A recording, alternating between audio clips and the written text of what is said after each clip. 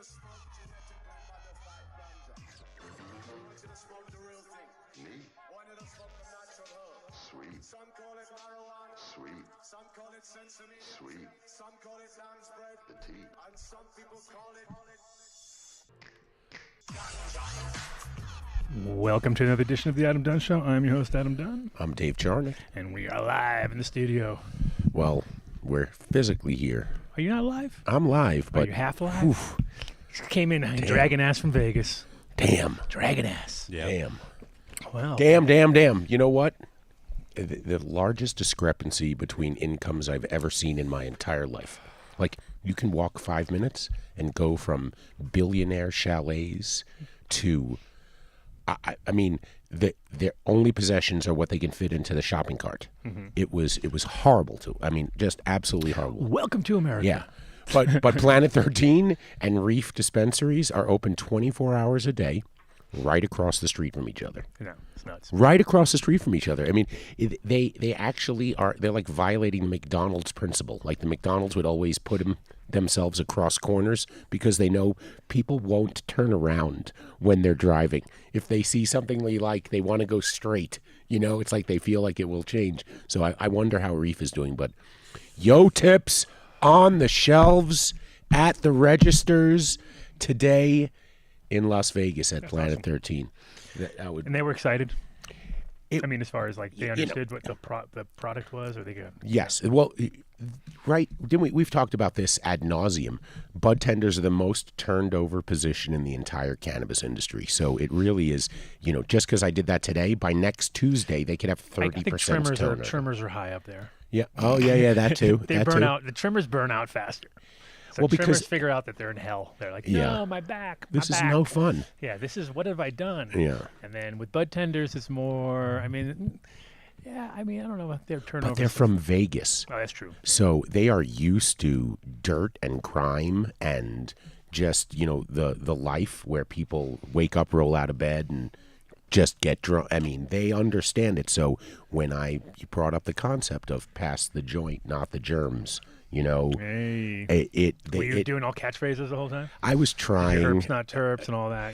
I didn't use that one because, you know, there could be, Don't do the herbs. It's reverse. Do the terps. But they really did get it. Well, they're in us. I mean, the funny thing is it's such a perfect product for that particular place because everybody's smoking joints. Hardly anybody. I'm sure the joint to dab ratio must be like 10-1, I'd imagine, because... No, well, I was trying to pay attention, you know. I mean, there's no way I was ever in any area where I heard, they must have you know, a lot sensitive. Of a lot. 3,000 transactions a day. Mm-hmm. 40% are flower transactions. Okay, 40%, that's huge. But then the rest are edibles mixed with... But 40% of 3,000 transactions, please, that's 1,200 transactions a day. That is a potential sale every time. Mm-hmm. Every time. Then then they took it a step further, Adam. They were starting to suggest things like we do for the product. Mm-hmm. And they're looking at it and they're like, oh, fuck, man. We get these bachelor parties that come in all the time. Mm-hmm. If you made ones that were like bachelor party packs that were little, you know, penises, they'd buy them not only to use, carved penis tips. You know what I'm like, that would be a good one, but I don't know how you would. Get a tip on your lip, girls.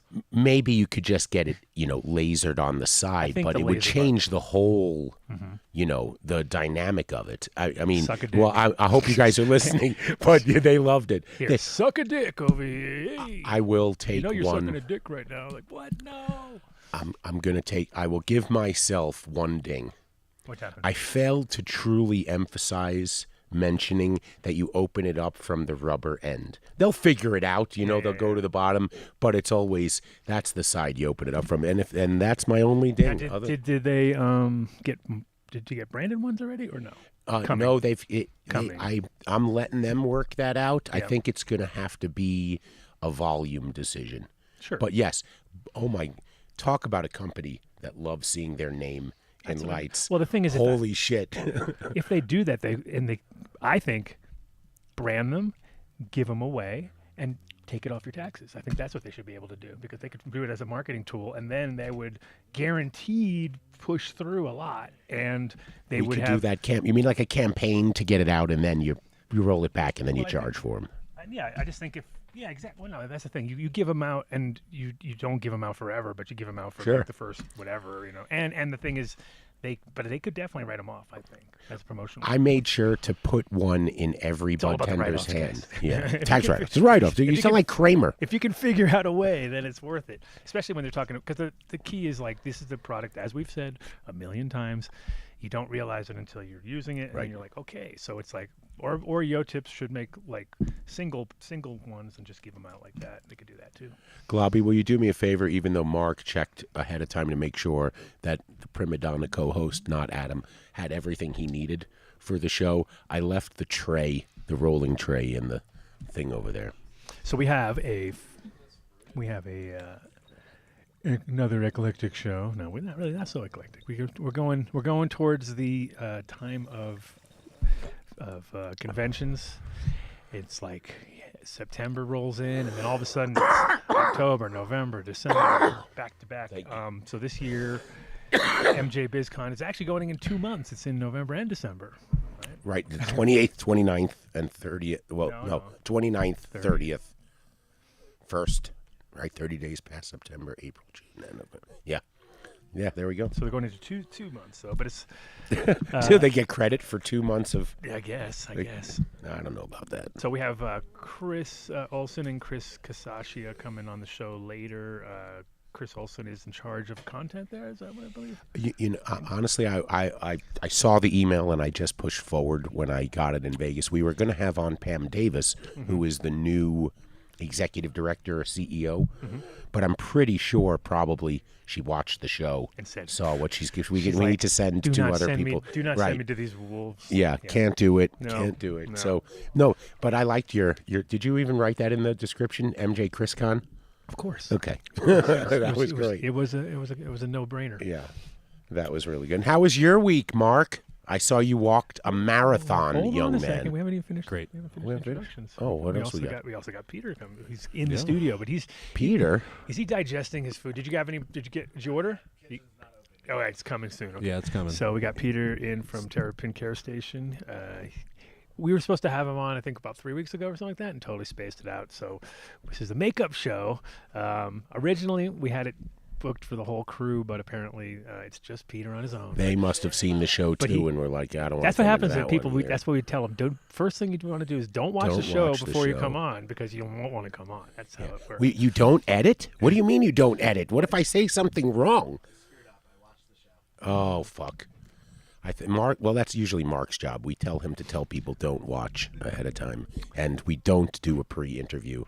Although, Terrapin Care Station, in my opinion, is the best name for a dispensary ever, hands down. In fact, every dispensary should just be called Terrapin Station. Yeah. Oh, they can't hear you. You're off the fourth wall. You have to either come in front of or. We'll get you in a second. We'll get you on in a second. Let's do quick. More updates, guy. More? It must be. Things are going down.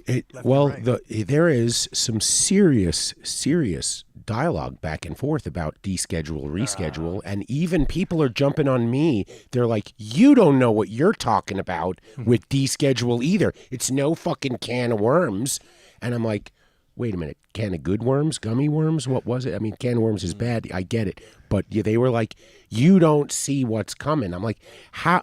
I understand." Here's the big problem: is to the average person, it sounds good because they're like, it won't affect anything with you in the recreational market. It's only going to affect the medical. Well, that to me is the most important, because the medical is literally where it all started, and those are the people that need the most protection. So the fact that they're ready to just fucking diss it and be like, you know what, we don't need medical really, because we have recreational. Look, you guys all have the choices. You can go to all these stores. It's great. It's like, I don't want to go to any of them. I want to grow my own cannabis. That's what I do. So if I'm growing cannabis and you're telling me that this is not going to change it, when you're going to give it to turn it into a medical, like right now I cannot go and grow. I cannot make my own medicine at home and just start, randomly, unless you have an FDA approved. You cannot call it medicine. Well, the fact that we don't, but they will now, because now they're saying, oh, it has medical value. So of course we can put that on it, and then all of a sudden it's like, you guys don't know how to handle this. We need to put this in the hands of the FDA because they know what they're doing. I mean, come on. When you say and the the corruption kicks FDA, in. you say the FDA, all I hear are like shattering glass. Like a whole pane of glass coming down. Once they get involved, we are so fucked. But so what they were saying is that you're not. They said, Who was this? I get fucking hate mail. You're not seeing. Wait. Do you have an address that people can send it to? Because I'm sure there's plenty. Done of people. deal at AdamDunnShow.com. Title it "Hate Mail" for Dave. Yeah, there you go. So we know. No, it's I said I wrote back saying, okay, I don't see every every shadow that I should look out for when we say deschedule. I just know the question you put to me was reschedule or deschedule. So I'm going with deschedule.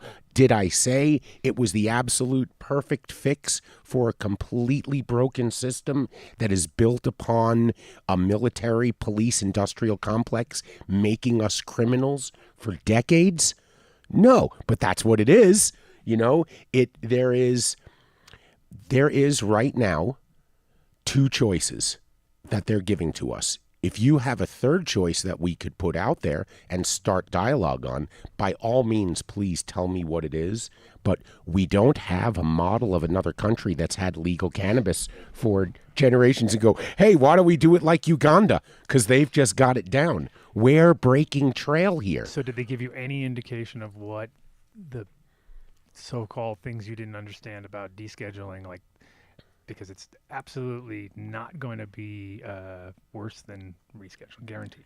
There's no way that it could be like, oh, you know what? And if you deschedule it, then you guys can't do the same thing, I guess. It's pretty much you pretty much could do the same thing. I don't want to say yes or no to that answer. I'm going to say I haven't gotten to that one yet. It's still in the email box. I was on a plane and didn't have any internet when I was reading it. But I'm sure they'll tear me a new one, or maybe we'll come up with some good dialogue and we'll figure out how it should be. They said somebody told me that MJ, when we have the MJ guys on, one of the guys is the news guy. Oh, good. And they just covered this. There we go. Well, now we know. We can defer to the experts instead of, Perfect. Oh, yeah, no, that's true. One of the guys was a news guy, so kicking Dave to the curb. I think we got ourselves a new co-host, the news guy. From MJChrisCon. MJChrisCon, news guy. Well, I don't know. What we should really do is we should just have a short segment where we invite Jason Beck on to do the news, since that's what his show is, and cross-promote. That is his shtick. That's a good idea. And give High at 9 a little moment, and say, now we're going to break in. And look, imagine if he did 5 minutes of news, we could pee. That's true. And we get the helicopter intro and coming in live on. Perfect. I love it. All right. And then, so Yair is in town. Oh, and blowing us off? And I figured, well, I didn't. I heard about it from Cece, actually. She's like, yeah. So I was like, in Denver? What? So I figure with the barbecue out front, he can smell a barbecue from at least how many miles? Gosh. I mean, come on, that guy's on it. So I think we might lure him in. We'll see. I put it out there. I sent him a message. So we'll see. You baited Yair. I did. To come in and I be around. Hooked on a big hunk of brisket and just winged it out there on the street, and I'm hoping he's going to come in. Okay. Pull it in a little bit. Do we have a game camera on outside to see if our prey approaches? Be a good idea. We're looking at Yair in the wild. We have Odie. Odie will trap him. Odie's like a... Notice the markings on the feral Yair as it approaches the meat. Notice he's fixated on it. And he's completely unaware that we're actually observing him right now. Wait, he's about to pounce. That sounds about right. Yeah. Sounds about right. What are you smoking there, Mark? Some Gary Payton Ambrosia. Whoa, look at you. Trendy guy. And I was such a trendy kid. You're such a trendy. Hella trendy, dude. I was very impressed. Mark did walk an entire marathon in one day. Well, 30,000 steps. Yeah. That was so fucking impressive. Thanks, bud. You must have rock hard. He puts it in a glutes. he like puts it in a paint shaker in the corner, and then he just like walks and Yeah. goes and does a couple Totally. dabs and comes back, and he's No. like, "Holy fuck, 30,000! Oh, that looks good. That looks pretty Let me good. post that real quick." Yeah, let's and post it. then then everybody That's how I roll it. who's actually Post at his it. work watching, going, "Man, I guess he is working out. We don't ever see him. We don't even know where he's No. at." Didn't I thought You have a cubby hole, don't you? Like a little Cubby cub hole? where you go and hide, don't you? You showed me. Yeah, you do. Where? At work, at the box, at the warehouse place. You got a Yeah, little nook somewhere. I Come mean, on. there is a nook, but I'm too busy. it's the inside of the forklift. Everybody's in the nook, like the whole crew. Everyone's in the Everyone's in the yeah. little nook. The nook gets busy, you know? Damn. A busy nook. Shout out to the Glob Father right there. Globby in the house. Glob's in the house. He's laced us up this time. Oh yeah. But Dave browbeated him into lacing us up harder. well, He's like, I don't know, Globby, that ain't right. no, Globby put the ask in today. He's like, Dave, is there any chance we can, get a dab mat on the I'm like, fuck, the whole studio's a dab mat. Do whatever you want. Please, bring two. What do you mean? And then what does he bring? He brings the dab mat, no dabber. I'm like, what the fuck is that? I'm like, you need a Globby dabber right there, for everyone to see, because this is, correct me if I'm wrong, Adam, but I'm pretty sure this is the longest his site has been up ever. Oh, yeah. Without being taken down. So We almost can't even make thank jokes goodness soon. for Soon we small won't be able to make favors. jokes anymore. Yeah, Let what are them you move gonna on. do? Move on to a new joke to beat down. Well, soon Sony Corporation will be coming after him for the likeness of what Marlon Brando. Yeah. Yeah. Marlon Brando. Marlon Brando. He's Brando. Marlon Brando. That would be better. Oh. Yeah, Marlon Brando. There you Huh? go, huh? Thinking over here. He's an executive in your company right now. Yeah, this is our whiteboard here. It's We're like when- sort of spitballing and and seeing what sticks. It's like when my friend of mine, from my mom's, when I was a kid, he had an Aston Martin, and he was coming off this exit, and some dude rear-ended him with like no insurance. He had no insurance. He was driving like a Cadillac convertible. It was all beat up and stuff. The guy's drunk, rear ends his Aston Martin, just fucks it all up, gets out of the thing, and he's like, "Oh man, I can't believe I hit an Astro Marlin." Right? And that was the best one. I was like, Astro Marlin, that's a fucking perfect ghetto car name right there, right? Like the Astro Marlin. But yeah, it was like $100,000 car. It was like, yeah, great. Oh yeah, and you have no insurance and you're drunk. Fuck. But it was the 80s, so who knows? Yeah, Could've- that was actually acceptable back then. You could get away with murder then. Yeah. Yeah, here we go. Oof, Globby. Good job, man. Peter, you want to jump in? You can come on over here. So where's our I'll sound put all the guy? deadheads. I'll put all the deadheads on that side. Play Terrapin Station right now. Jeez Louise. No, we're gonna get in trouble. We're gonna get dinged. Oh, well, that's right. We'll get They're corporate now. copyright. They're corporate now. Oh, I noticed. I have to speak to the guys at 14er. They took a very Grateful hybrid off the can of TJC. Now it just says DJC with my face. I'm wondering if somebody said something about the use of the word grateful, which would be great, because if they did, I want a copy of that letter. Using grateful would be great. Yeah. Just spell it different. That's all. There's many ways. Yeah. Get right in on that mic, too. Oh yeah. Yeah, you're gonna Gotta eat that. make love to the Yeah. mic. Welcome, Peter. Once again, The greatest name of a dispensary. as I explained when you got here earlier, I was like, we planned our original show way too far ahead. That was a problem. So it's a curse around here when we. I'm coming on a stoner show. I expect classic stoner shit. Yeah, and when you get it here, you definitely get it here. When are you going to that show? Yeah, You're we're- doing Danko's show in 2 weeks. Okay, good. Yeah, something like Yeah. that. So, Peter, tell us what's your position at Terrapin? I mean, give us your Who am I? your Why bio. am I here? Peter Marcus. I'm the VP of Communications at Terrapin, which sounds very fancy, but I really just run our comm shop. I do our internal and external comms, and also all of our external affairs, government affairs stuff, politics. All So the fun stuff. all the fun stuff. Yeah. That's why they send me to the fun places. They didn't know that this place would be fun. They were like, facts, torture. Wait, you're You might be making me right. go on that show? You're probably right. Yeah, so deal with the media, deal with our internal comms, external comms. I write our applications and stuff like that, and deal with the politicians. What's a comms? You mean communications? Are you using a like a? Yeah, that's a, bad- that's a bad- fancy inside. It's a bad way to lingo. communicate the word communications, but Right. it's okay.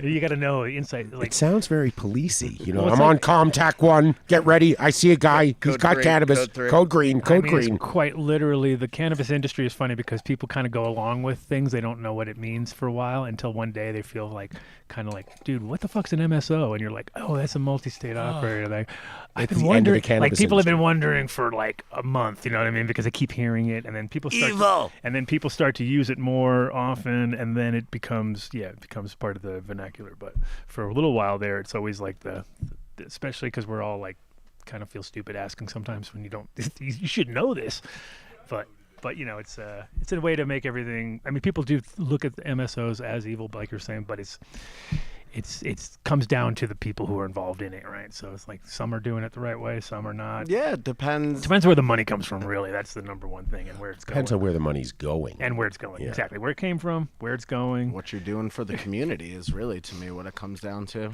And, you know, we don't see a lot of that from those. That's actually why I'm here, is so Terrapin, 15-year-old cannabis company. I can't, yeah, that is round for applause.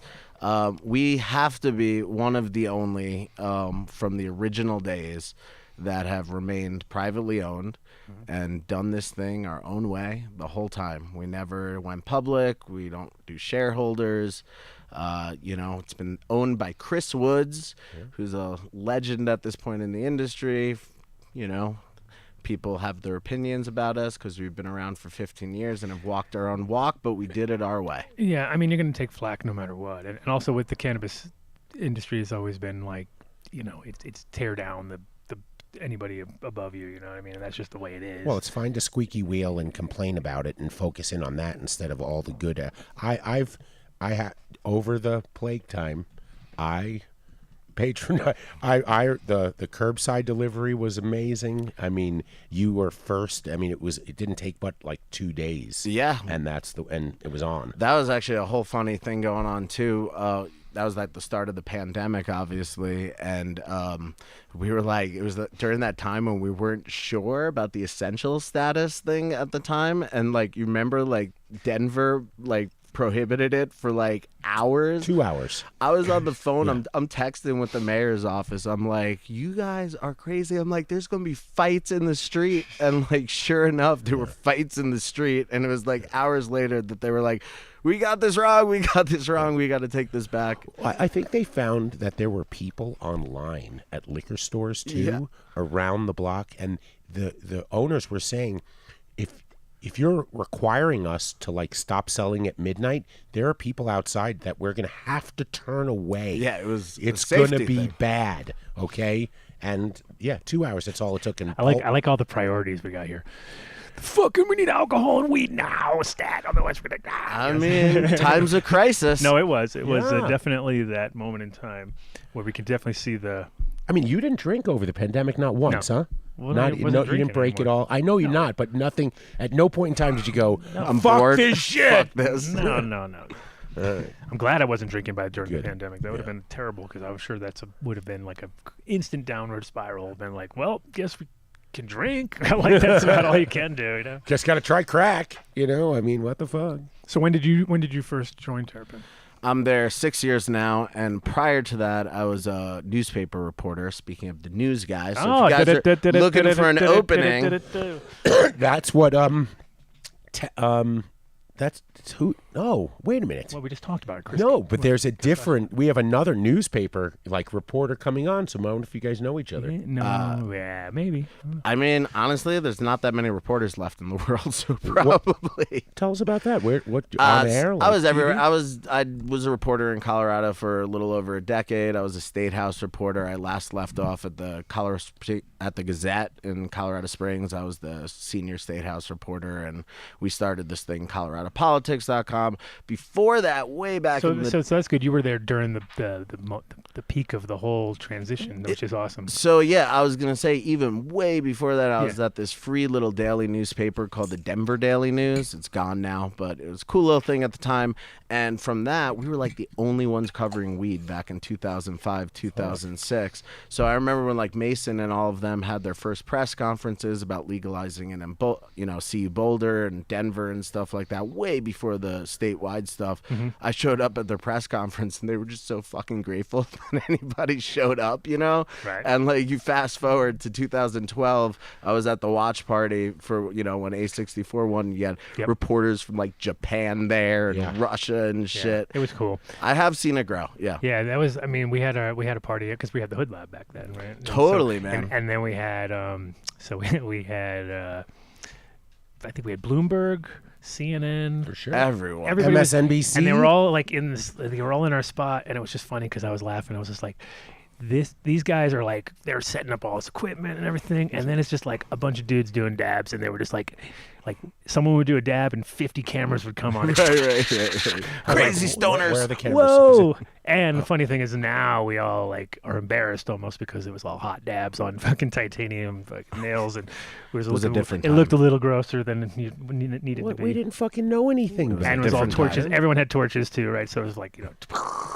I mean, it looked great. Well, CNN blew everyone up for the New Year's Eve thing. You remember that? They had they did a bus thing and like they had people wearing masks and stuff like that, and they made a big deal out of that. The media has evolved a little bit in the weed coverage for sure. Well, because I was living in Amsterdam for so long, and it was always like so much media coming through because there was nowhere else in the world you could do it. So they wanted to get shots. They'd come out there, and so it was I was kind of used to it. Then when I got here, and when like in that 2012 era, it was like, wow, this is so weird. This is just like being back in Amsterdam, where it's just like, can you get us a marijuana plant to take a picture? I was like, yeah, of course. And then you whip it out. Oh my god!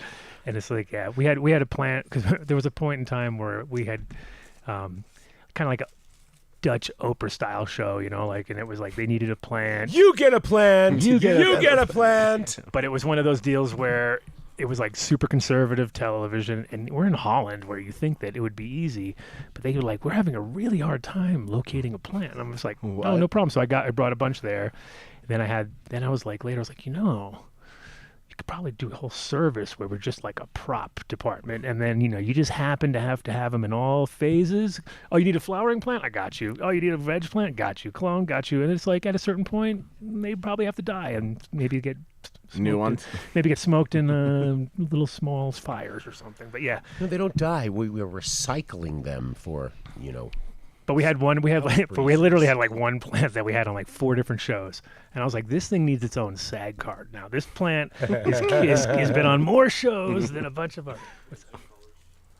We have a Zoom call. We got Chris. Oh yeah, Chris and Chris. The Chris is MJChrisCon. MJChrisCon in the house. Coming in. Welcome to the show, guys. Hey, glad to be here. Which is thank you. Which Chris is Chris? And Yeah, which Chris one's the is first news Chris? Who's the and oldest Chris? Yeah. Who's older? Oh, I don't even know. Who's better looking? I don't either. Chris just started. Oh, there you go. So you're a senior. I'm reporter Chris. Chris, got you. We got it. I'm conference Chris. So tell the truth. Did Pam watch our show and say there is no fucking way I'm going on with those guys, those 2 fucking buffoons? It was not that obvious. She did it a little more slick, I'd say. Yeah. I mean, She's like, we got a show for you guys, type of thing. you would think that Chris Woods would have sort of passed on that. My you God, know what? if you had 3 Chris's, that'd have been too much. They Out of look control. intimidating, but they're kind of fun, and they're just going to get really stoned, 2 seconds into the discussion. But they'll get the word out about the event, and they no won't one's make ever heard fun of of it too bad. No one's ever heard of it anyway, so, Yeah. Tell your friends. You're expecting 900,000 this year, right? They're moving up. For MJ BizCon, or is it 1 million? No, crickets. Wow, tough That's the room. dream. Tough room. I can't believe it's been a year already, to be honest with you. I feel like I was just there. MJ BizCon. How do you guys feel about MJ BizCon? There's right here. I mean, we can ask right here. We have I feel like the parties are getting repetitive. What do you think? Well, We're starting some new stuff, right, Chris? Tell them about what we have in store this year. Yeah, MJBizCon happens over 4 days. On Tuesday, November 28th, we have a series of pre-show forums that cover a range of topics from finance to marketing to science to women in leadership. We also have the Remind Psychedelics Business Forum, which focuses on programming that for folks from the psychedelics industry.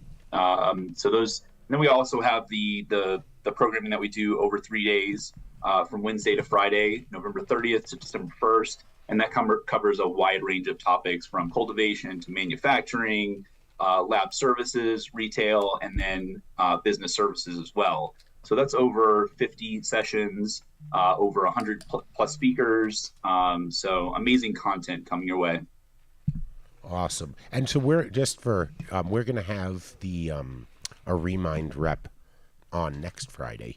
So we'll talk all about that one because It's funny. It took me until just now to go like, oh, Remind.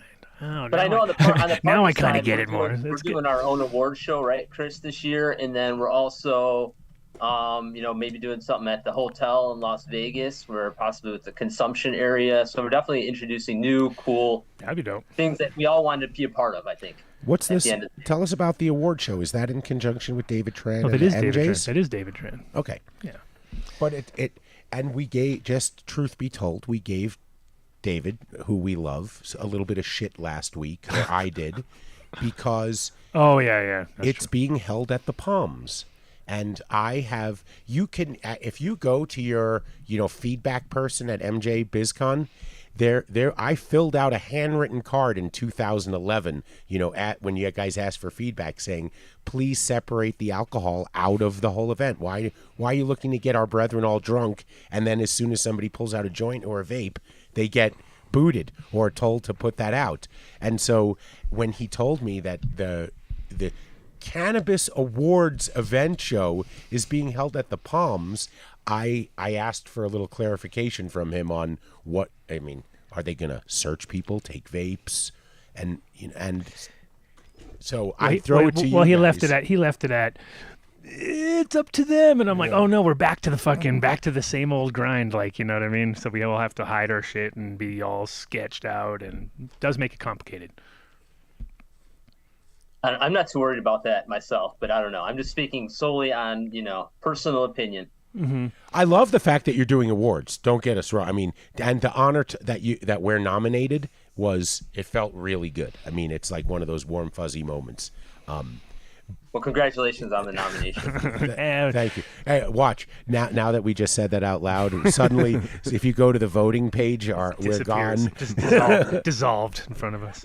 You guys do and have thrown the greatest cannabis networking event in the history of the industry. So, I mean, I give you a round of applause. If we had a sound guy, he would be hitting that applause button and it'd be going crazy. Thank you for that, though. But you gave us the place to go to meet others who felt the same way we felt about this industry when anywhere you went, if you were singled out as a cannabis industry person, you were shunned. I just have a great idea. They need golf carts to take people around. It's so big. That's the only problem. By the time you're done, you're like, I didn't even see half of it. Like, it's getting big. And is it bigger than ever now, I'd imagine? Just as you guys never seem to get smaller. It always seems to get like 11,000 on a row 11,000. Well, I think we're at least trying to change it up where there's a little bit better segmentation on the showroom floor. So you can kind of, if you're looking to look at lighting equipment, growing equipment, you maybe have a little bit easier time navigating. I mean, obviously, it's still in a gigantic, Sure. hall in Las Vegas, and there's still tens of thousands of people there. So it'll never be, Main Street USA type of thing. Right. What do you think the number's going to be this year? 30,000 for real? I have no idea. Chris would be a better person to talk about those numbers. Wait, Chris, what we're which one? shooting for. Chris top square or Chris bottom square? Top. Bottom. Top, Chris. Top Chris. Okay. Chris. Oh, wait, I shouldn't have even Don't go even there. go there. No, Don't. sorry. Woo, shoo. Edit that out, Never Mark, in mind. post. Sometimes I say really dumb things and I don't realize what I'm saying until just sort of after it. See, I was about to say comes out of my mouth.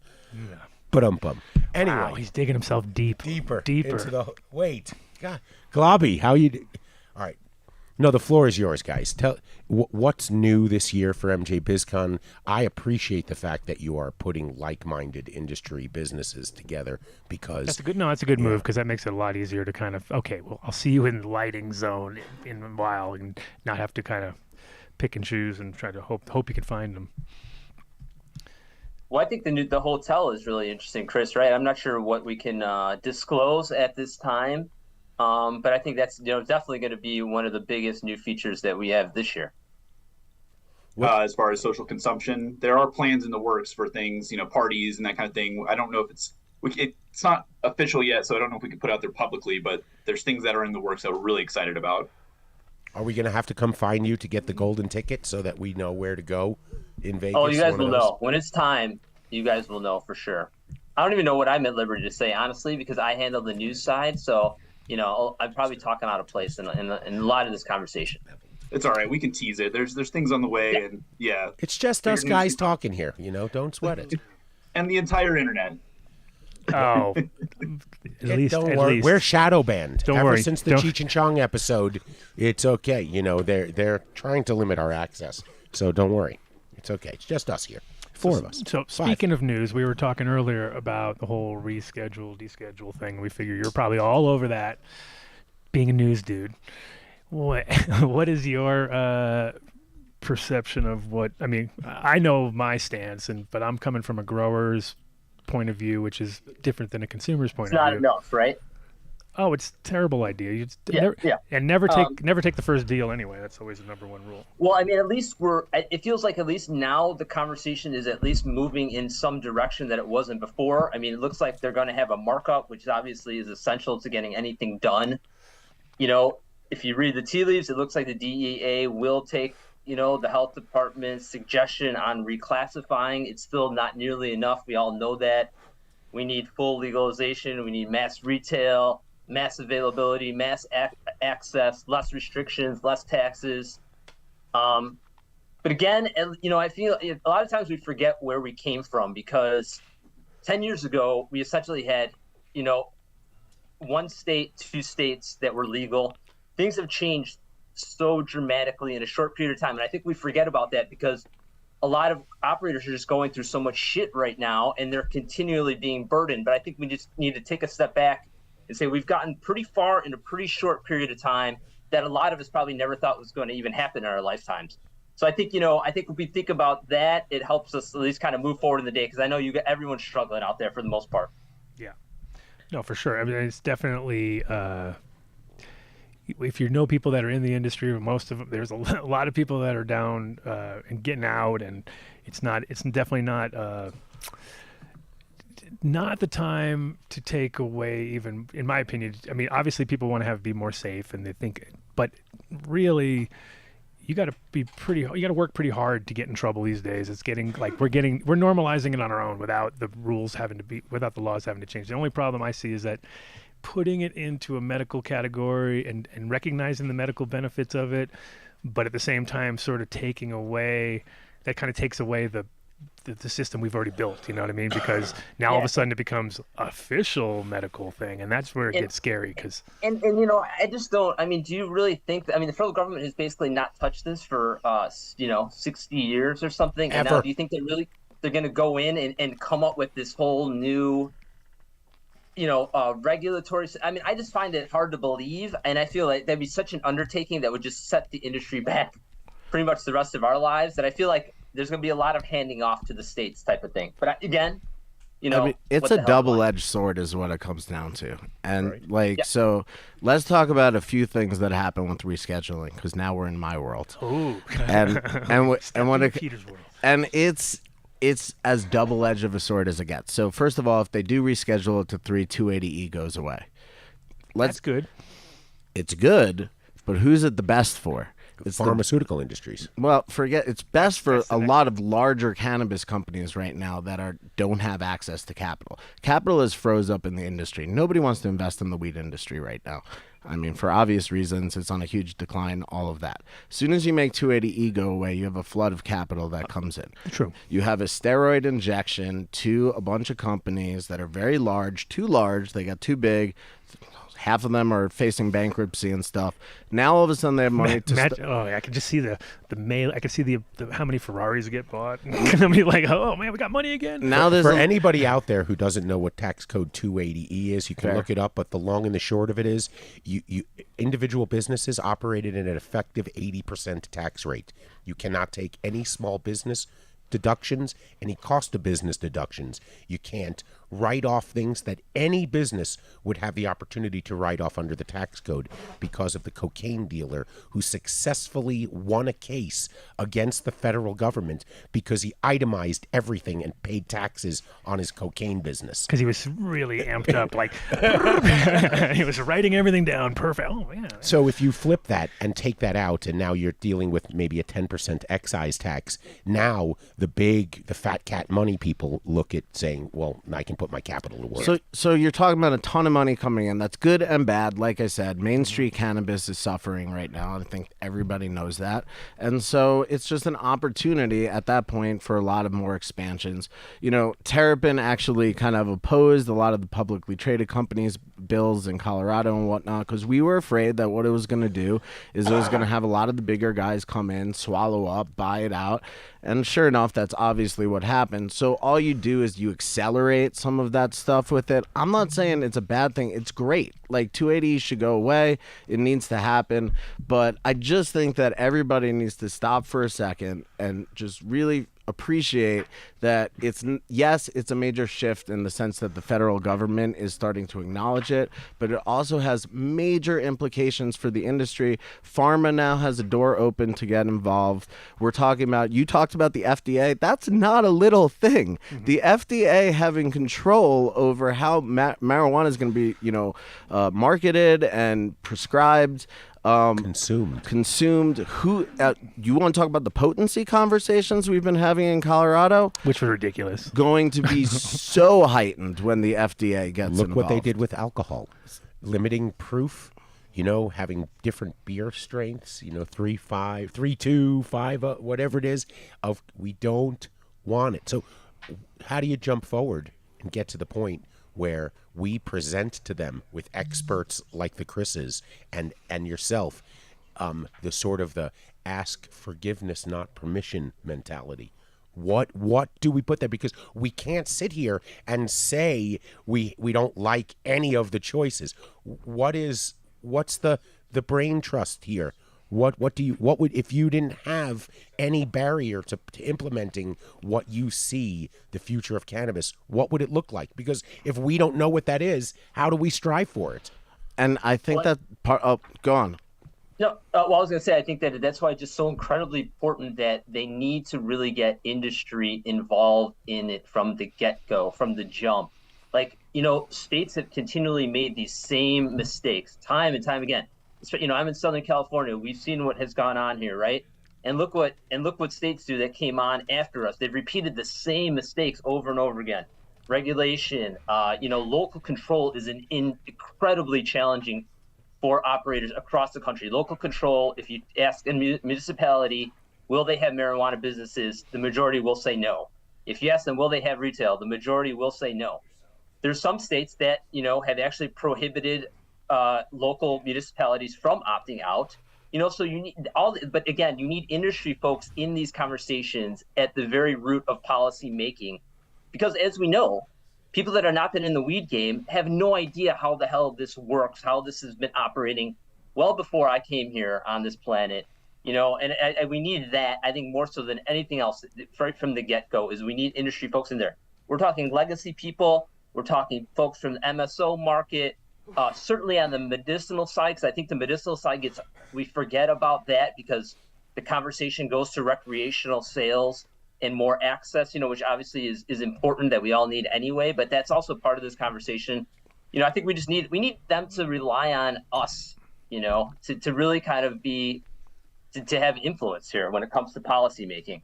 I think the problem that happened before with medical is that people on the outside looking in are like, oh, they're just trying to avoid taxes, and look They want to smoke their dope. Look what they're doing, and so they just look at what they're losing, not that the actual the whole medical part of it all is actually what cannabis really brings to the table, right? It's like those are the people that need it the most. And I've always said since day one, if you have a thriving recreational market, then anybody who's truly medical should never even have to pay for cannabis. There's no reason for them to pay for cannabis because we can grow it so cheap, and we can divert part of our crop, give it to the medical people, they give it out to free. And at a certain point, because the thing is, the reality would happen is we wouldn't be trying to avoid the taxes at that point. That's the problem. That's what everybody thinks is like, because the problem here is like the choices are ridiculous. Like on one side is recreational, maximum 100 milligrams. On the other side, medical, 1,000 milligrams. Yeah. And if you want to, you're going to get diabetes if you're going to go get edibles in recreational, because you're going to be consuming way too much sugar to get to that point. Whereas you can take 1 bar and equal 10 bars, and you know what I mean. You have the same amount of sugar, but not as much. And that is those are the kind of things that, from a medical point of view, it makes obviously even more sense, because the last thing they need is another condition on top of their one that they've already got, right? I think we don't have our wealthy legislative person backing this, right? The other side have all these rich fat cats filling the coffers of everybody who wants us to go back into the shadows and be illegal, right? But we don't have that person standing up. I mean, I read the other day, I'll probably get the number wrong. I think a United States senator makes like $220,000 a year. Somebody correct Mike Denver, I'm sure, will correct me. Yeah, if I'm sounds right. How is Nancy Pelosi worth $290 million? Insider trading, obviously. So this is what it is. We don't have our inside person. I mean, and if it's Chuck Schumer, then we're fucked, okay? Because we just we don't have our guy, Yeah. And that's very true. I mean, we don't even. I mean, you could argue we don't even have a guy in California. I mean, this is another problem here. The lobby is very weak. It's not influential. It's not good at, consortium building. I mean, it's very fractured. It's very state dependent. And it's another problem with, about getting people all together under the same tent. It's very difficult to do that in cannabis right now. Well, because we can still drive through Alabama and lose custody of your child, or you can do time for possession. That's why we're completely disjointed. There's nothing homogenous about anything we're doing in cannabis, and I think, that's what the other side wants us doing, so that we're all fractured and we're running around not knowing what we're doing, and then we don't understand their long game. Maybe the reason they're dragging this out like this is like the movie The Big Short. They're waiting till they can take a position and not lose their shirts and actually profit off of it. So they're actually looking for it. I don't know. I mean, the weed lobby has plenty of influential people on the federal side. I wonder how seriously they take it as well. I think the weed lobby has federally did a good job in some places, like with getting folks like a Cory Gardner on board, a Republican, to actually, talk about banking and 280E and stuff like that. But generally speaking, I mean, President Biden so this rescheduling to 3 is so President Biden. He gets to walk the middle of the road as he loves to do. He'll get to campaign on this and say that, I am legalizing marijuana, even though he's not really. while also letting the FDA take hold of it. I just think that, yeah, there's some good lobbyists obviously working on this federally. I don't think that anybody's really taking him seriously, because if you can't even get through to Biden to even sit down with the industry and talk, they're never going to listen, really. Yeah, but the president of the United States, when he became a senator, voted on the implementation of interstate highways. That's how fucking old and long he has been sitting there. It is ridiculous. And a lot of the laws we're trying to unravel. It's they're so out of touch. Where's the American Cannabis Party? Why don't we have that? Ridiculous. I mean, why are we not figuring out how to caucus, or whatever the Tea Party did in the Republicans years ago to make them so fakakta?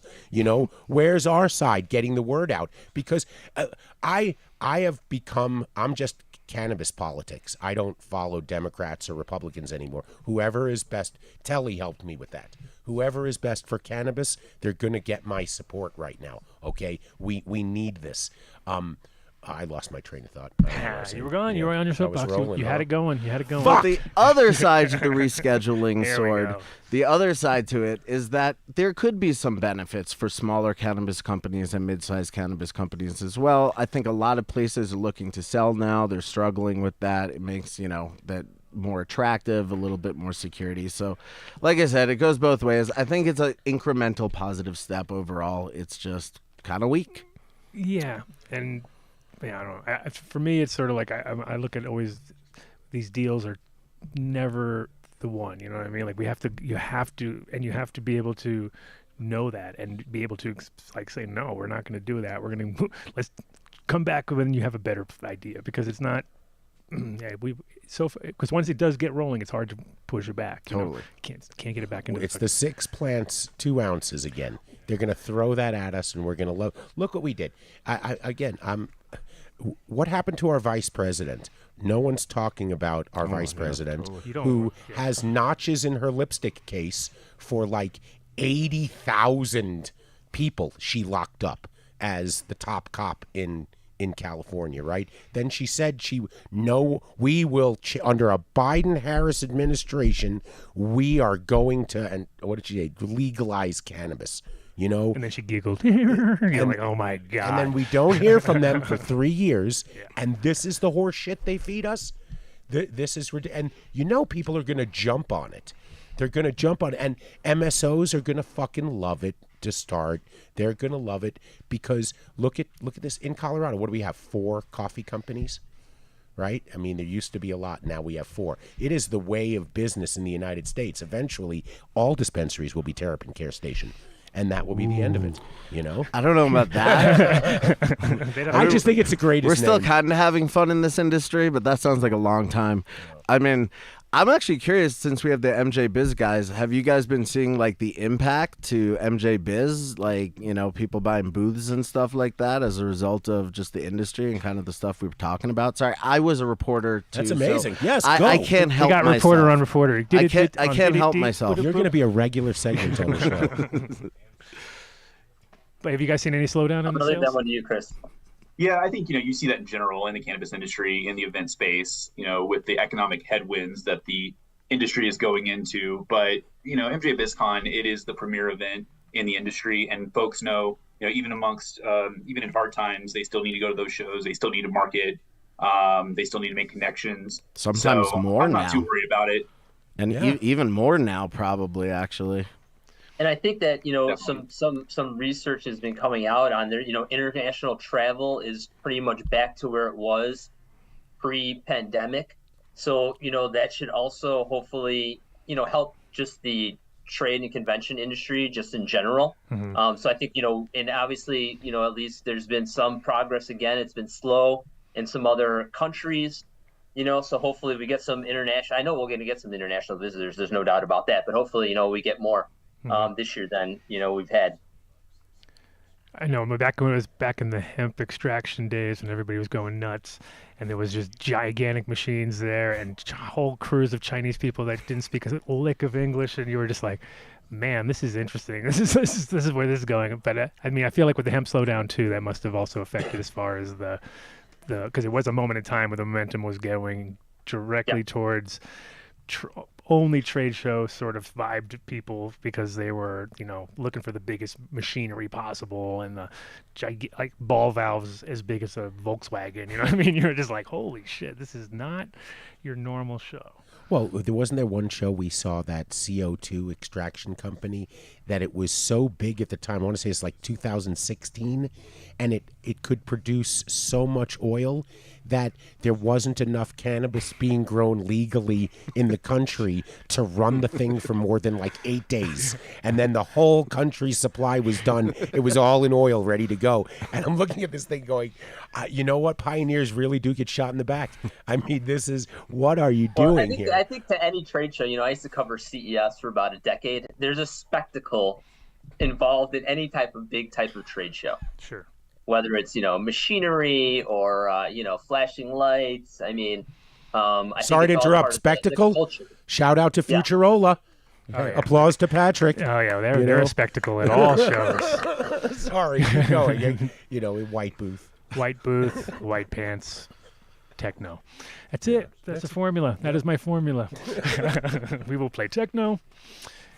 So what do you guys see in regards to the future of expanding MJ BizCon? Because I do think if you want to network with somebody in this industry, just go to MJ BizCon.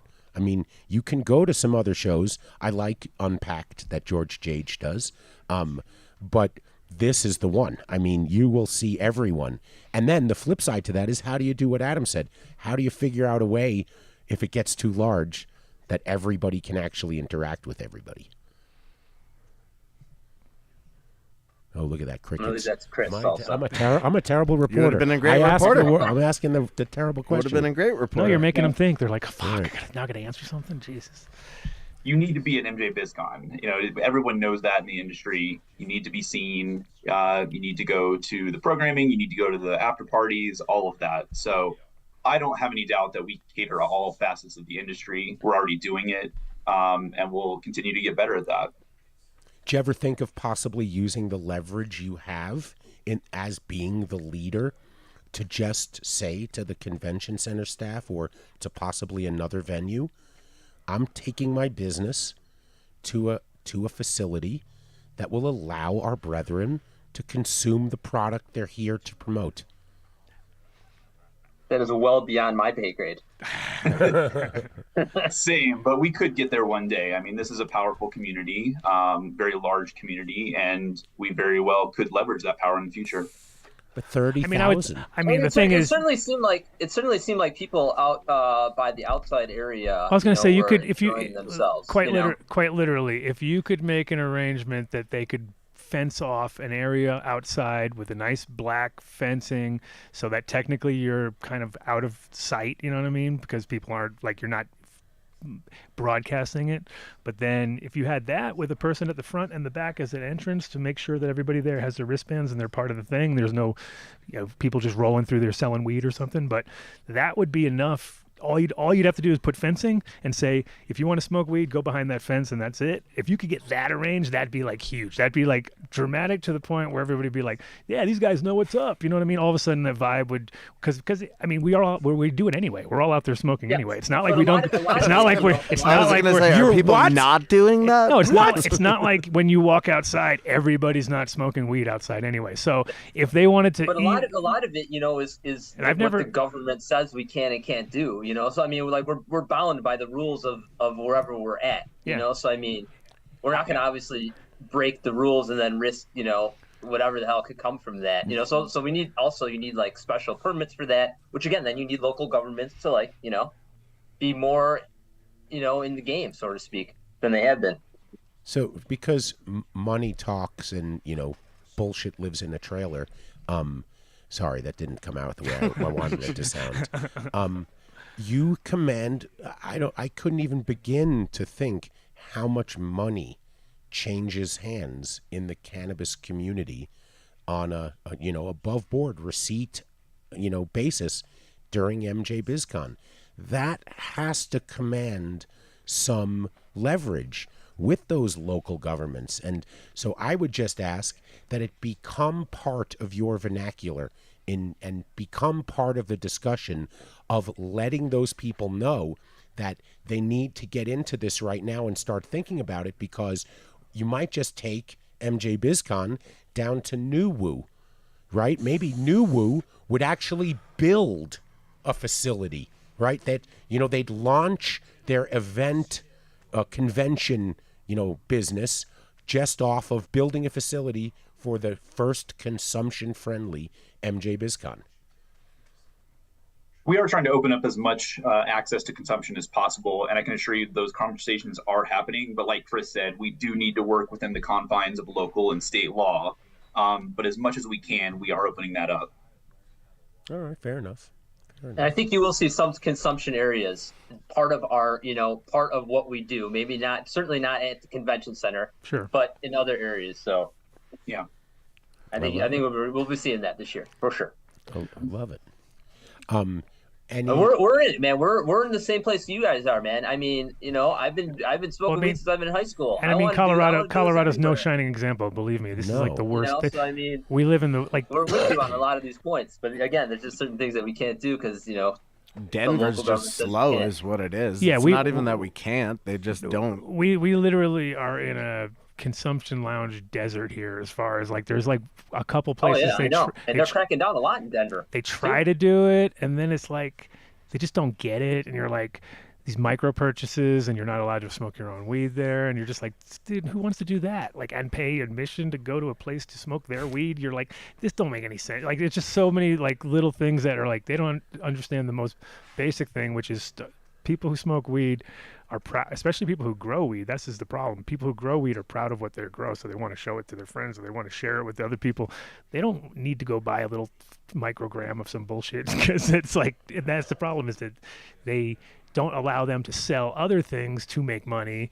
So it gets all complicated, because it's nobody has figured out the tasting room or hospitality model yet. And it's not hard. I mean, I lived in Amsterdam for 20 years. They've been doing it for 30 years before that. So it's it's not hard. You open a spot, you have some weed, you got some coffee, people drink it, they have orange juice, they eat a toasty, they go home. They're like, woo, greatest thing ever. It's so easy. It starts with enforcement. And millions of people do that every year in Amsterdam, just for that effect, just for that simple Well, they thing. were also selling a lot of weed out of those coffee shops. I think the problem is you have to mark up the weed at these hospitality places 200x to even maybe they shouldn't be places that they sell weed. Maybe it should just be focused on staying in your lane, be good at providing a venue for consumption, and charge an admission. I don't like the whole micro. Like a special event. I think you're seeing cities look into these options right now, because again, as we know, consumption lounges have not picked up anywhere. No. I mean, we have the most Vegas should out be here. Vegas should be the place. I mean, it's come on, guys. So that's what you do. Vegas has run into a lot of problems with consumption lounges, HVAC systems. It looks like regulators are working with consumption lounge operators. We're hoping that there is at least one of them open by BizCon, but a lot of them had hoped to open this summer, but it's crazy. Reality set in once again, and now things got kicked to next year basically. But we're so overthinking it. Adam just said what it only needs to be: a fucking fence with some black fucking Glad wrap around it, and that's it. And we'll do our thing. We don't need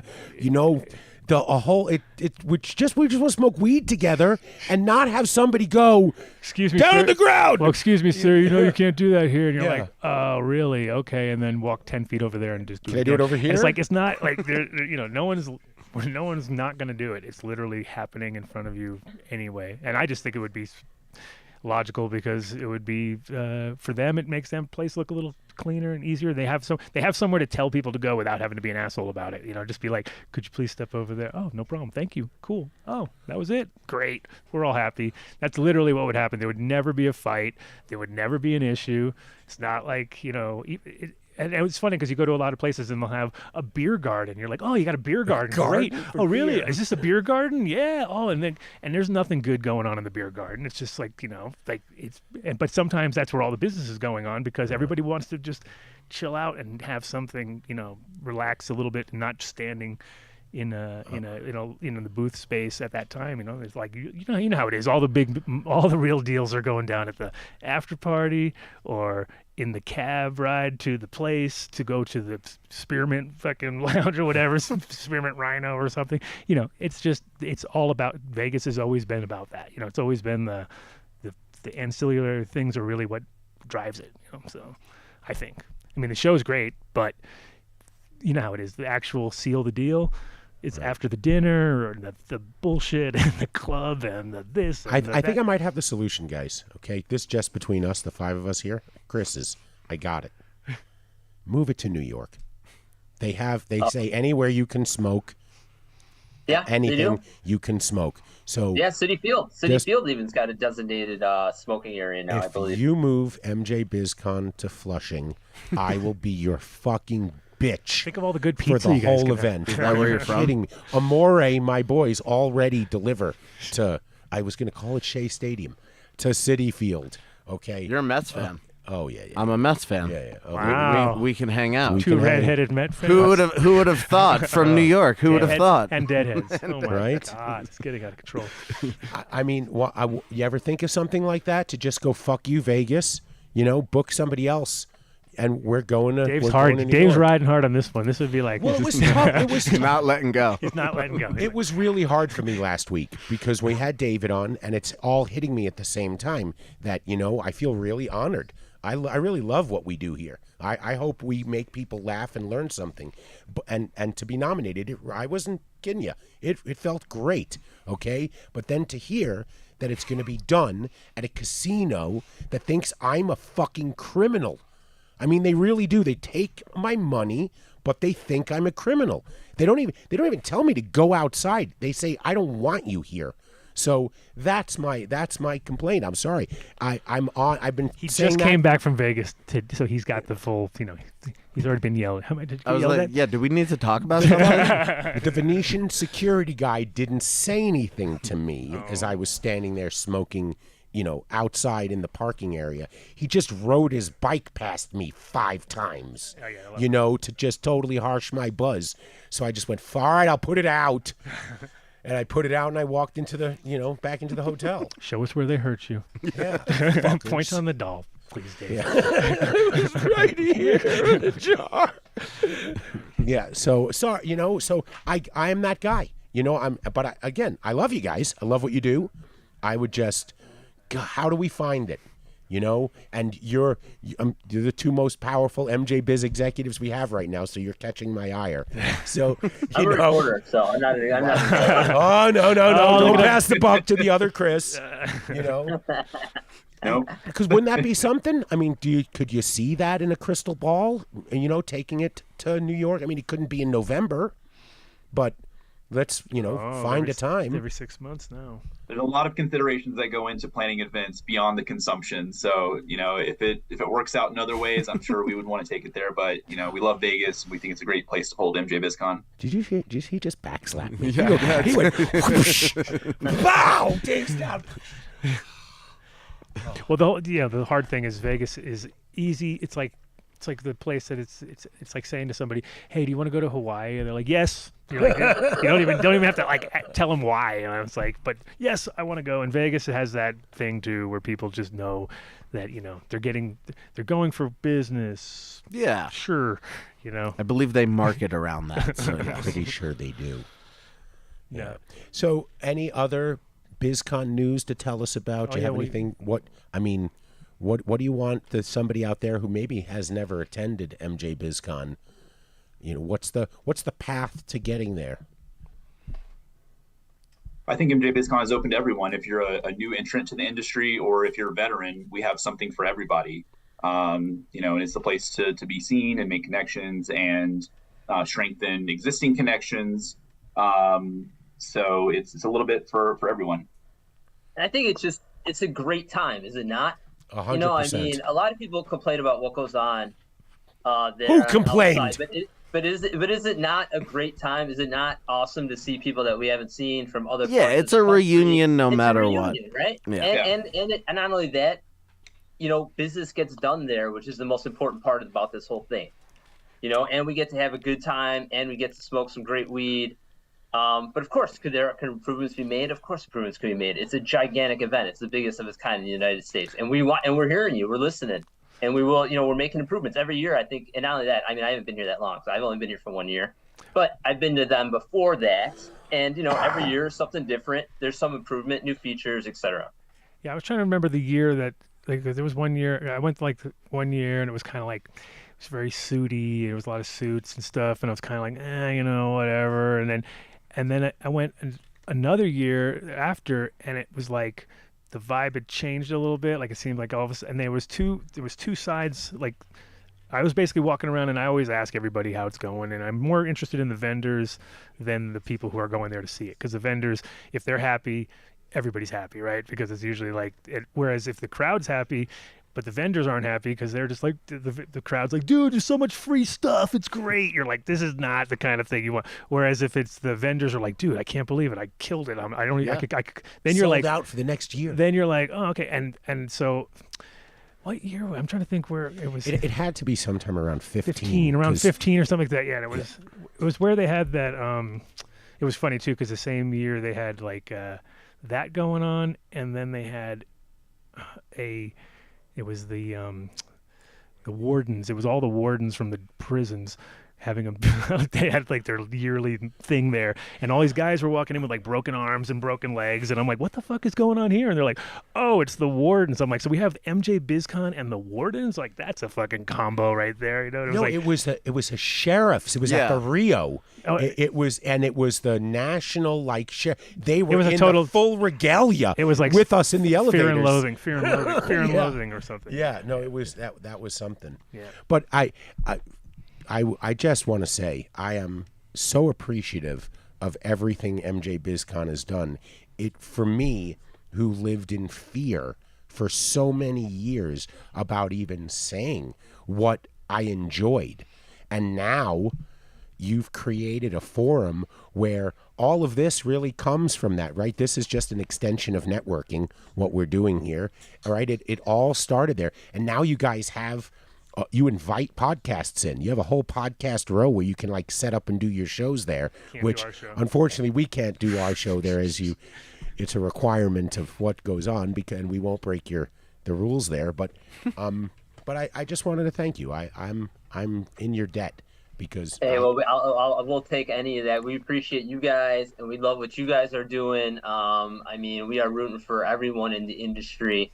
Even though on the news side, we certainly play it straight and don't have any favorites there. But, we're part of this industry, and we realize that. And I think we all realize the role that we have here. And we're just happy as hell to be part of the movement going on in the United States. There's no doubt about it. I know, at least I am personally. And as I'm thinking here, because I just came back from Vegas to introduce Yo Tips to Planet 13, do you ever think of extending some type of a gracious hand to all of the dispensaries, saying we're going to set up a lane so that your buses can come drive up from all of them, just like you have the ride share, so that all the dispensary buses can pull up. Anyone can choose to get on anyone they want. You're not going to promote one over the other, and just allow people, I don't know, I'll call it safe access to cannabis while in Vegas. Yeah, we're looking into additional ways to help attendees access cannabis there, through our retail partners. Righteous. Well, you're welcome back anytime, guys. If there's ever news Great you want to talk absolutely. Love to come back. Yeah, I enjoyed the conversation. And if you're ever in Denver, come in and enjoy for sure. the show. Absolutely. Love to do that. Yeah, we have a guy here. He's the Glob Father. Cool little kid over there. I mean, look, check it out. Check that out. Can't see. He's a barrel of personality. So if you ever hear, he's always paying attention to the show. He's never having conversations off camera about anything else. He focuses on us, and we love the guy. No, I'm serious. Deal. Please come back anytime. Thanks for having me. We'll do. Very welcome. Thanks for having us. The Chris's, Have a thank good you. weekend, guys. Thanks, guys.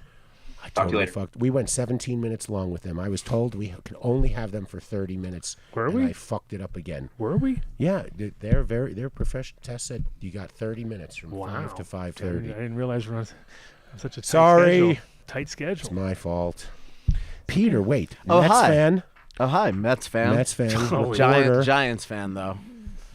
I'm Broncos. I mean, that is the sadness I carry anyway. So yeah, that sucks. That you're a Jets fan. Giants. Giants. Sorry. Giants. Oh, wait. Worse. Even worse. Do they still have a team? Correct.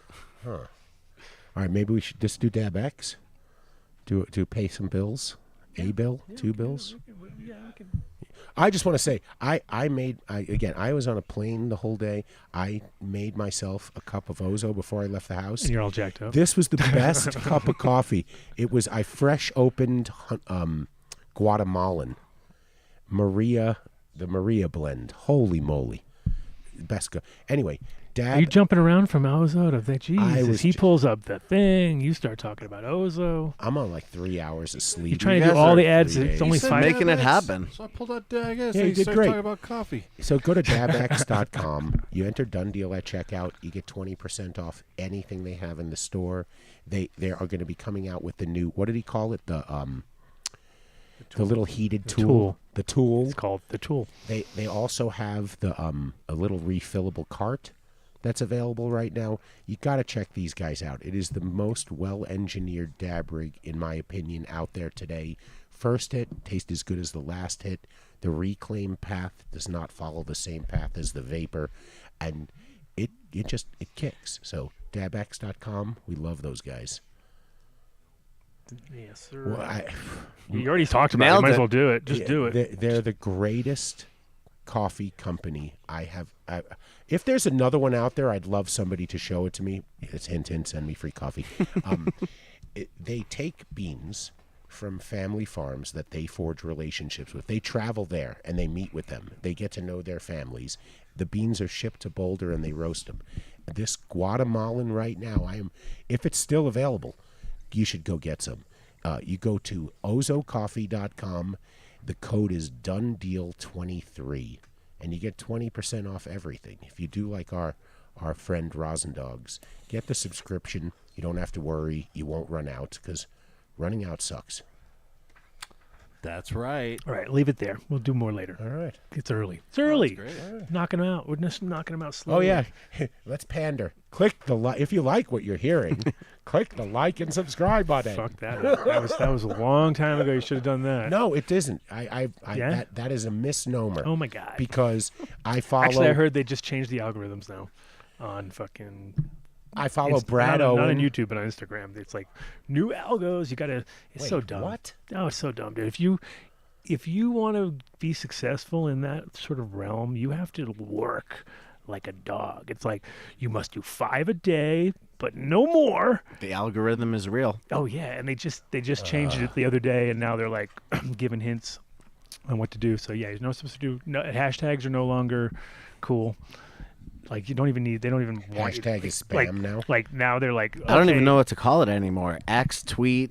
They What? want you to do Seeding. keywords. They want you to do keywords. Do you watch the show? You realize I didn't know what boof meant before. Fair, somebody said it, okay. They want you to do keywords in the description now, and so you have to basically like repeat the same word and somehow magically in the.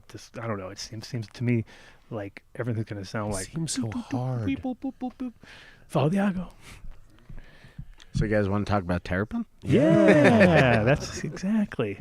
That's what we're here for. Is that what we're here for? Yeah. Yep. You've watched the show. You know how I know I that? love the show. You This- brought us back on point. This is so much. This has been so much fun. Actually, I love watching you guys. You guys are legends in the space. So it's always an honor to be Adam, here. let him go. Keep going. And so are we. Which is why I just thought I just thought that this was a good audience to kind of like, we're at a time in the cannabis industry, especially in Colorado, where people need to kind of shop with their hearts. And the truth is that not everybody's doing all the right things in this state. We've always been focused on giving back to the community. There's always been a large focus on our diversity efforts and everything else. And we've kind of tried to stand apart by when people are having bad ideas in this industry that would lock others out, to stand up to it. And so I just felt like it was a good audience to talk about that. We're at a time where there's a lot of brands out there and a lot of stores, And, you know, it's important to make the right choices because we don't want this industry to end up one day looking like homogenized with the same kind of brands and the same 5 like you're talking about, the American. Everyone is Curaleaf. Yeah, so. Right. I well, appreciate I got questions. I mean, see, you guys got about, what, 5 stores or something? Yeah, so we got 6 stores in Colorado. We got 2 in Boulder, Denver, 2 in Aurora, and 1 in Longmont. And first one was the Boulder one, or first one was 2009. Pre-licensing was in South Boulder. It's still there. Still dual medical rec. And our offices are there as well. So it's like the home base. It's the home base, and it's fun to walk past the place where it all started. I wasn't there at the time, but Chris has told the stories. I mean, it was a time when like the cops were coming into the parking lot and just being like, what are you guys doing? You know, It was only you and Boulder County caregivers pretty much in Boulder. yeah, And- back then. Yeah, and I had a Met card, and I did it. You know, it was.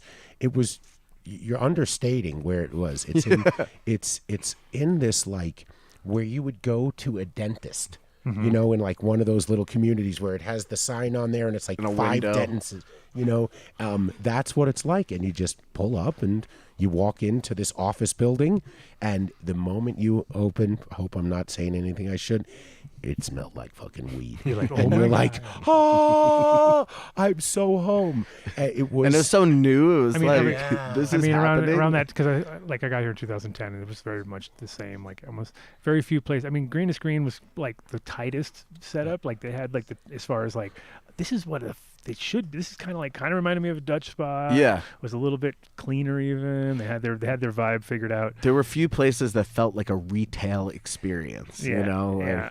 And then but there was also this. Sometimes you'd go to places and you'd just be like, it's almost like going into a head shop where you got the creaky floor and the fucking carpeting and the door, the kind of like cheesy door. And, I don't know. And then you have the opposite too, where it was like dentist office or generic or very clinical. You know? Yeah. No, and like I mean and we're hitting 15 years, and so you know we've been thinking back a lot on the industry, and it's just I mean it's crazy. I mean we have literally seen it all, you know, and it's been ups and downs. We've had some outrageous successes, we've had some outrageous failures, you know. I mean learning how the market adapted in the last 3 years has been super challenging. We were in Michigan, and Michigan is not a fantastic marketplace, you know, and it was just learning those kinds of things, you know. So at the moment, you have the Colorado, and also Pennsylvania. Pennsylvania does incredibly well. We're actually in every dispensary in the state of Pennsylvania, and it's still a medical-only market, and it's limited licenses. You know, you can't just get in. But you don't have a physical location there. We have do? we have a plant, and yeah, we have a grow processor facility. We produce out of there pretty large. Right. So but as far as retail outlet? No retail footprint. So Pennsylvania is still so Oh, crazy. because it's medical anyway. So, Yeah, it's it's totally different licensing So scenario. they made you, no vertical integration. So we're actually pushing a bill in the legislature right now in Pennsylvania that will allow us to finally open stores, but you can't just do it now. okay. Yeah. Well, it's always been Pennsylvania's always been one of those states, though. I mean, like just the fact that they even have medical, I'm pretty impressed because they were so ass backwards with glass and with all that shit. Like they were the Yeah. one state you couldn't ship Well, and glass to. That's state how- liquor stores and everything. It was Right. always weird about that the stuff. vice. It's the puritanical sort of vibe. or It's whatever. very different working with the Department of Health in Pennsylvania and MED in Colorado. It's like, you know, DOH is very, very serious, you Yeah. know? And I'm not saying MED can't be, but like No, they got a little there's a more- looser vibe, more experience. Well, it's in the name. You know? It's in the name. It's also Colorado. Yeah, it's sort of in the name, and you know. But yeah, we might have recreational weed in Pennsylvania in a couple of years. There's a bill now, and it's, you know, probably gain steam in next year, moving throughout the year. You could be talking about it summertime, passing, something like that. It's actually got speed. So, as far as the growing side, do you know much about how you guys are doing it, or you have Yeah, I'm. Like, is it all organic? Is it with Uh, oil? Is it? Yeah, I mean, we usually do mostly organic. Yeah. We use mixed cocoa, and all of that. But I mean, Pennsylvania, it's a different kind of marketplace than growing in Colorado. So in Pennsylvania, it's very much geared towards patients. So it's a lot of tinctures, a lot of salves. We have like a whole Resolute Remedies line in Pennsylvania for medical, purposes, because it's just very different marketing and all of that. In terms of the cultivation procedures, we're doing lab and grow there, and they don't have edibles in Pennsylvania yet either. Really? They don't even allow Protect the babies. Just tinctures and flour? no, and whole flower and vapes. Our lab does really well there, but you're not allowed to combust is part of the law, so you can't light a joint or light flower. So the expectation in Pennsylvania is that all medical patients have to actually vape it. I mean, it's an insane thing because obviously nobody is enforcing that. There's no way to enforce that, But because of that, That's weird. Because of that reason, so we can't even sell like pre-rolls and stuff. So it's just very different cultivation. Wait, so you don't sell any flour No, whatsoever? we they sell sell a ton of whole flour. You can't do pre-rolls though and things like that you can't assume that's how they're going to consume it. Yeah. Unless they that's crazy. That's some Pennsylvania shit right there. yeah. Damn. It's a very different places Just the to amount work. of and that's the crazy part is there's people have twisted this shit up so much to the point it's the same as when we talk about the like you can have 6 plants but you can only have 2 ounces. It's like how does that work out? Like, Yeah. it doesn't even make sense. You know what I mean? Yeah, and how do you keep track or enforce any of that? Or Yeah. just and even New York was way more realistic. It was like, Yeah. hey, you can have up to 5 pounds. There you go. Boom. It's like, So New like- York's fascinating though, right? Because they've been like super lenient about all of that kind of stuff, right? But they can't get a program rolling. So there's no actual dispensaries for any of this stuff. They just did one of the most interesting things. I've never seen this before. They're doing farmers markets throughout the state of New York. which is great. I've never seen that before. That is awesome. It's great, except that it's still not a true farmer's market because it has to be a licensed facility. It has to come through the thing. So it's kind of like a farmer's. Sure. It's more like an expose of your giant mega grow. 100%. It's hardly. A lot of the people that got the early licenses in New York were farmers, actually. But it was all hemp. and hemp stuff Mostly hemp came people, over, yeah. But you're not wrong. Yeah, because at first I was like, "Ooh, farmers market, that's great," because it would be like little guy. Well, it sounds good. But then it's like, oh, it's kind of like. Sounds like No Child Well, it's like Left here. Behind. Here they have them everywhere, which is funny. Like they'll have these like it says farmers market, and then you go in and you start looking at all the food's got the same label on it, and all the fruit and and I'm like, wait a minute, this, and then you look and it's like That's hilarious. It's like, oh, this is the same one I saw. Oh, so this is just some big bullshit. The guys just drop it off and they pretend. So it's got nothing local about it. Yeah. It's all just commercial shit.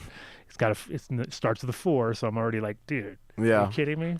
Commercially grown, like some pesticide-ridden crap, and it's like you're calling this a farmer's market, and then you see these people pulling up for that estate plates, and they're all like, "Oh, look, That's Colorado hilarious. farmer's market," and you're like, "Oh my." I mean, New York just did it because they're sitting on like hundreds and hundreds and hundreds of pounds of weed, and they knew that Hundreds of thousands thousands of pounds of yeah. thousands of pounds of weed. Hundreds of thousands. It's And crazy. freaking, they were like, if we don't have an outlet for this at some point, it's gonna go somewhere. So Or what will happen is the companies will go out of business. yeah, Simply because they paid their application it was fees sad. early It was sad. on. I saw people who had like some news thing, and it was like, they show his place, and he opens up his where he's got his weed, and you can just tell this guy's never grown weed in his life. He's got it in like the middle of a shed, just sitting there. You know what I mean? And it's like how hot it is in there. I don't know. It's got no climate control. Oh, my It's just like God. he opens it up, and there's just a big pile of weed there, and he's like, I'm sitting on. I don't know what to do with it. I'm like, oh my god, that is Oh, like, my God. that's like it was all brown already, and just like. Hey, these farmers markets are not sounding like a great idea. all of a Yeah, it's gonna be sudden. rough. It's gonna be rough. Something tells me that the weed sitting on the shelf someplace is just hemp, and the weed got sold a long time ago in whatever market was available to sell it in, and it's just sitting there to keep up space so that some investigator doesn't come in and say, I mean, just like in Colorado, Hey, that was a good move. I not like like that. you mean, did. It's great. Hey, I you know, mean, it could work. there you go. It's like genetics, right? Dispenser. Fuck, what? You gonna really? You know what a seed is? Whatever I label it on the fucking bag. Well, that's the Okay. other. I mean, those are like the classic regulatory, also overthought to the point of like, hey, guy, you're not helping it by making it so complicated. Like getting genetics into the system. You know, that's like literally bang your head against the wall sometimes because, Oh my god. like, just the reality. It's like saying if you wanted to open up a restaurant, right? Yeah. And on your very first day, you're like, make a menu and stick to it, Right. and don't ever change it. Where's Vinny? And He it's should like, come talk and about it's that. like, and it's like, okay, that doesn't really work because Yeah. you know that I'm just figuring this out, and people's things, you know, and things change over time, and what's hot today is not going to be hot tomorrow, so you're mean, not in going to the- get locked into the year that In you're. the weed industry, everything's changing every second. And so, of course, everybody works around the system. There's 100 ways to do it, but just the fact that they make you do it, it's like, come on, it's like, yeah, Colorado obviously a little easier to work. Pennsylvania not so much with what you're talking about, things like that. But yeah, no, it's I mean, look, the weed industry has evolved in a crazy amount 15 years. I think back to, 2006 when I said I was showing up at, Mason and Christian and Brian, their first press conferences and, what it's become now. I wonder, how much of the vision at the time, is been seen for what this industry is. I know that there's been a lot of divisions and a lot of infighting and a lot of friendships lost and gained and all of that it's classic, bullshit, It's like boy meets girl, but it's in the weed game. It's, It is though, and but I think at the heart of it, it's, if you go back to everybody who was in it in the beginning, including Chris, the owner of Terrapin, I think everybody would say, like we built something, it got so much bigger than anybody could have even imagined in such a short period of time that like it's gonna take a minute to adjust, catch up to that, figure it out. But I mean, what has been accomplished, what's gonna happen with the future of this is that no matter what, we're not gonna be criminals anymore at a certain point, and that's I think what everybody started with this at. yeah. Well, it's also 100%. It's also, pretty awesome to have been here because Colorado definitely had that moment in the sun, you know what I mean? And it was like We were it. exactly, and it was pretty it's what I'd been living for 20 years over there because it was just kind of like, but it was on a slow trickle. Right. And then I got over here and it was like exactly what I imagined because I remember like working, I'd be talking to people in Amsterdam and I'd just be like, dude, can you imagine if weed was legal in the States? People would be so stupid. They'd be like I'm building a super skyscraper of weed. You know what I mean? In Holland, it was completely their whole thing is about taxes, right? They live their life based on taxes. So the whole thing with the government accepting cannabis is pretty much because they saw a tax revenue, but they also saw that it wasn't really, causing any issues, right? So they were like, it doesn't cause so much issues, get some tax money. Yeah, because it in. was a decriminalized model. Exactly. you know. Never got legalized, only decriminalized. And so it's why it was always kind of like, don't try too hard, right? Mhm. Because they're I always tell people this because it's so classic. Whereas, we say the early bird catches the worm, right? That's like you're taught that as a kid your whole life. You got to go, get in there, kid, do it, right? The Dutch is the early worm is for the bird. Yeah. And I was like, what does that even mean, right? And then they're like, don't stick your head up. Don't even just let someone else do that. Let that guy Just hang out. It'll work out. and it's like it shows you the work ethic is so different because like we are those pioneer arrows in the back kind of people. And so by seeing it after a while, I understood it. I was like, oh, okay, I get it. Because what happens is the tax guys come into your spot. Like they would come in on a Saturday afternoon. Yeah. Everybody's got money and they're buying as much as they can. And he would sit there with a little notebook and he wouldn't say who he is. He'd just walk in and get a coffee and sit in the corner. This is how the Dutch tax system works. And the guys would sit in the corner and he'd be like, okay, that guy. And then he would go up and he'd calculate that by how many hours in the day times how many days in a week. And he'd go up and And you go, okie dokie. So I need this monies. I need the monies. Yeah. And then you'd be like, but this is Saturday. You don't see us Monday through Friday. It's no one's even in here.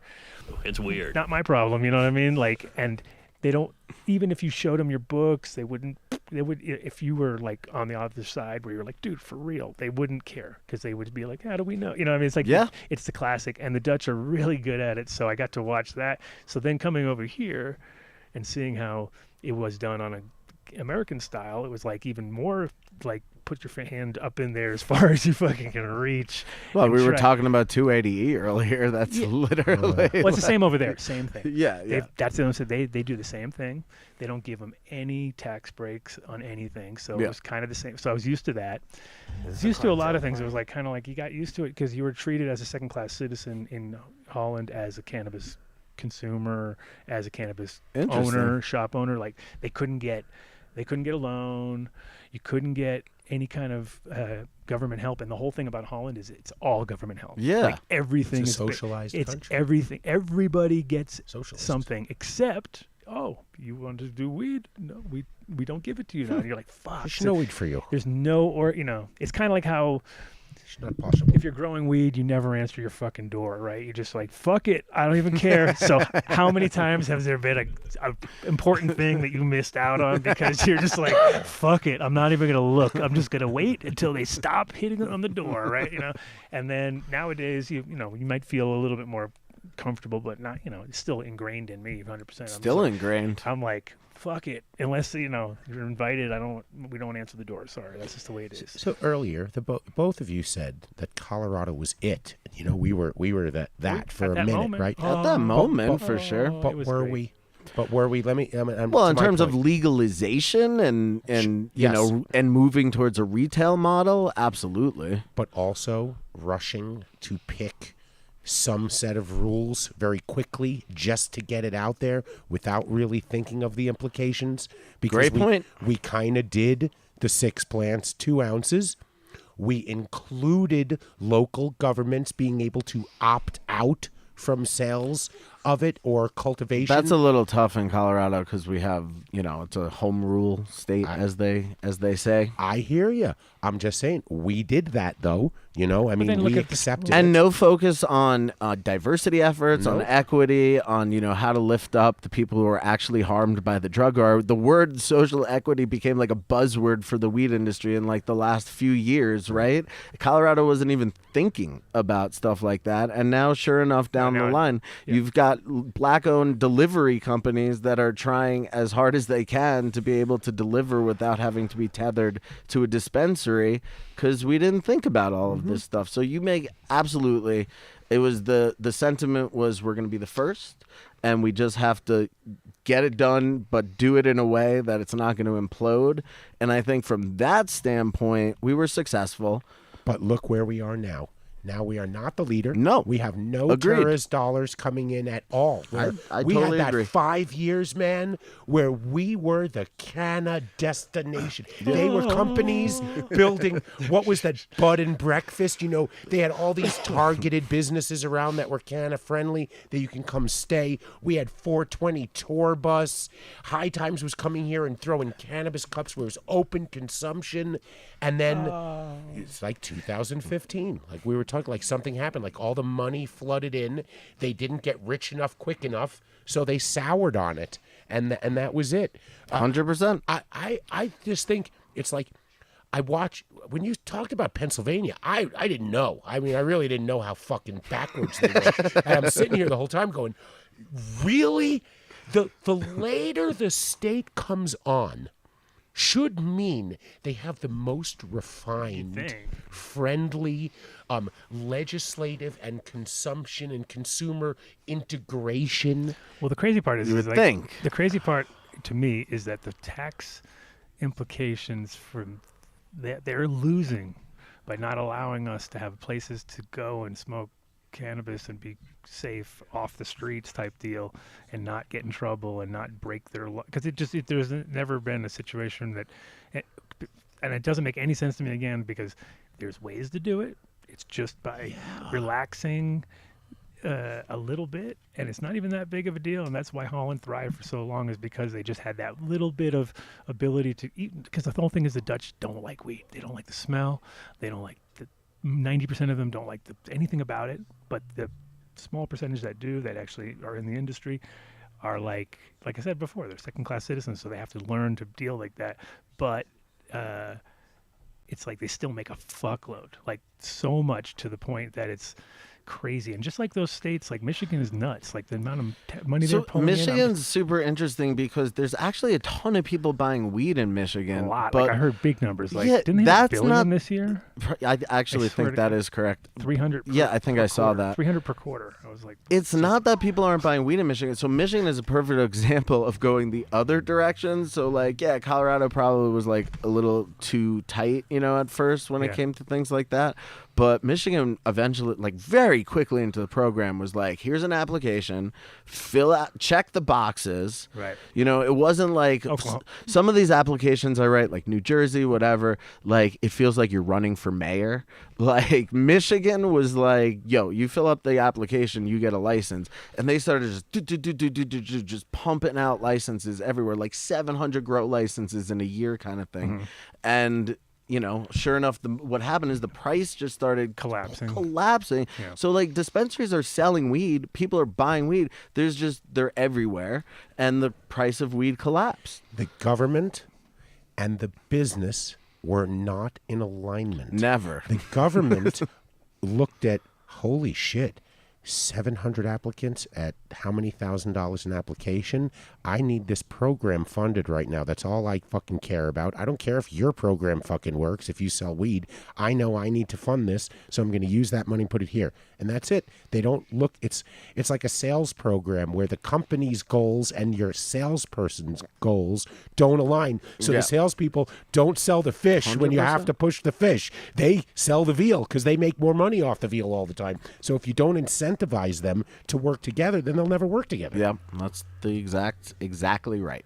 Yeah, so I mean, I hoped that it'd be like, oh, North Dakota's coming on. All right, let's do this like that P.F. Chang's model, like allegedly, right? He picked the best dish from every Chinese restaurant he liked, and so, all right, New York, I like your consumption. Yeah. Gonna take your consumption. Colorado, love the way you track seed to sale. That's really important. Yeah, we invented it. Let's do that. California, you've got the best way of delivering cannabis. Let's do that. And we push that. I mean, God bless you. I love you. That's absolutely, of course, the way it should be.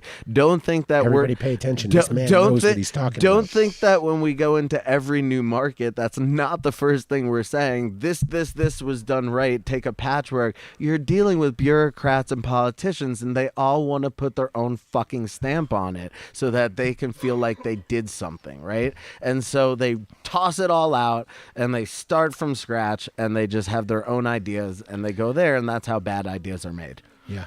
Well, that's how they're born. That's how they're born. That's how scripts are written. That's how scripts are written normally. That's usually how scripts are written. The Lewis Black thing, how he says we have two parties, Republicans and Democrats. One is the party of bad ideas. One is the party of no ideas. Finally, when one side says, I have an idea, the other side says, I can make it worse. Yeah, exactly. It's about right. So let's back to Terrapin.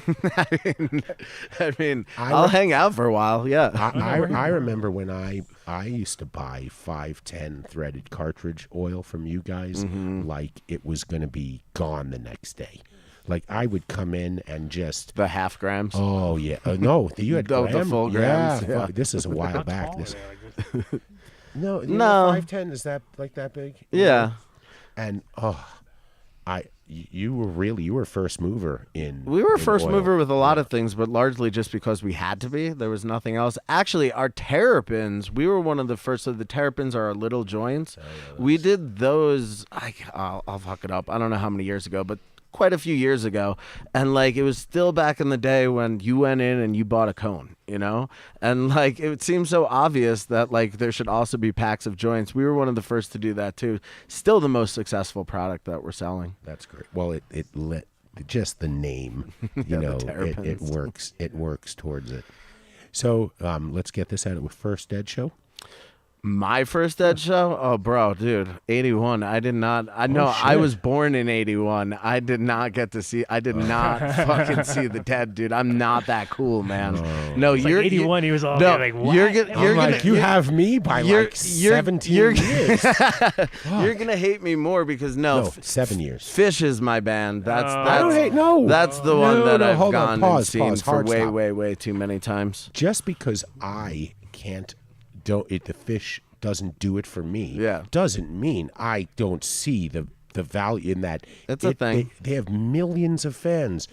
Dick's Sporting Goods gets. I mean, what 100,000 people come over there for 3 days. Yeah, it's like 30,000 a night. Yeah. I just did all 4. I don't know how I survived that. I'm 42. 4 nights of that definitely will weigh on you after a while. What's that? the lighter. There you go. Yeah, well, I saw fish at the Wetlands Preserve in the village in 1989 or 90, Shout I out to think. Tim, little Sick. Tim. Tim's all happy For now. He's $5. like, wait. Yeah, into with fish? like they were playing with Blues Traveler at the time, right? Blues Traveler for $8. Yeah, for like $8. Yeah, for sure. Yeah, no, missed that. Well, you can appreciate the music. Yeah. I get shit because we mentioned the Grateful Dead or Adam mentioned it. They're already tired. Oh, Dave's gonna tell Dead stuff. When I hear Terrapin, it's just like, all right, there we go, dead time. But yes, we are all deadheads though over there. I'd imagine. And I definitely was blown away. Wasn't the biggest Dead & Co fan, to be honest with you, but the last run at Folsom was actually pretty fucking solid. Did you enjoy it? I did. Like that last night was something awesome, and that drone show was absolutely ridiculous. It was pretty dope. I didn't see it live, but Yeah, it was pretty cool. I mean, the videos I saw, it looked pretty fucking. I mean, those drone shows are gonna be. That's literally like. That's how they're gonna simulate the alien invasion. You can already see it. The Sphere. If they have like 4,000 drones, like they're normally doing like a couple hundred drones. Imagine if they it was do the like first thing I thought. the minute they do like 4,000 and they get them tight enough, and it's just lights, and you're like, oh my god, look at it. They started as these like little blue lights that just kind of like were like slowly rising. I was like, what the fuck is happening here? Be like Oh yeah, they catch the early, or the ones who are like it'd be like a modern whatchamacallit? War of the Worlds. War of the Worlds. It's yeah. total War of the Worlds. Did you see that one? There's that one band that had I don't know who it was, but they had like skull sort of head thing, kind of not the Dead though, but the skull head thing, shooting laser beams out of its eyes and blowing up explosions and stuff. And it was just like, holy fuck, dude, look at that. And it was like they had it timed perfectly, so every time the thing would hit the ground, it would be like. I was like, oh, there you go, that's it right there. That is the war. You mix some little pyrotechnics, some little drones. mixed You media. should take a look at the new thing in Vegas called the Sphere. Oh my god, it's gonna be so sick. My hotel room was like it was my IMAX theater. Okay. I was so blown away. They're gonna be Tripping able balls. to do a lot in there. Oh my god! Yeah, that is the understatement of the evening. Could have been They- shaking a fucking thing with a little glow stick, and you'd be the same reaction. Would have been the same. No. This was Big time. This was just look it up. The potential for what they can do with this type Yeah, of it's pretty visual sick. technology is what you. So when the planes land, the way my hotel room was, it goes behind it, and I'm like, if that's not the perfect cue to make it turn into a dinosaur and open its mouth and have the plane fly into it, and Yeah. I mean, there's so many things. I guess they're gonna launch it in October with a U2 concert inside. Yeah, I saw that. But they're gonna open it up. There's gonna be a ton of shows Oh, yeah. there. It's Yeah, gonna yeah. be pretty Yeah, cool. it's What, that sphere thing? Yeah. Yeah. Oh wow. That thing's ridiculous. That thing's DJ crazy. Mark Perez Did will you see be it playing glitching that. out? It was glitching for a while. Had like 404. Oh yeah. I saw that. It had the Windows blue screen of death on it. Yeah. No, I think that was advertising. Maybe. It's Maybe. just like you It'd be pretty hilarious.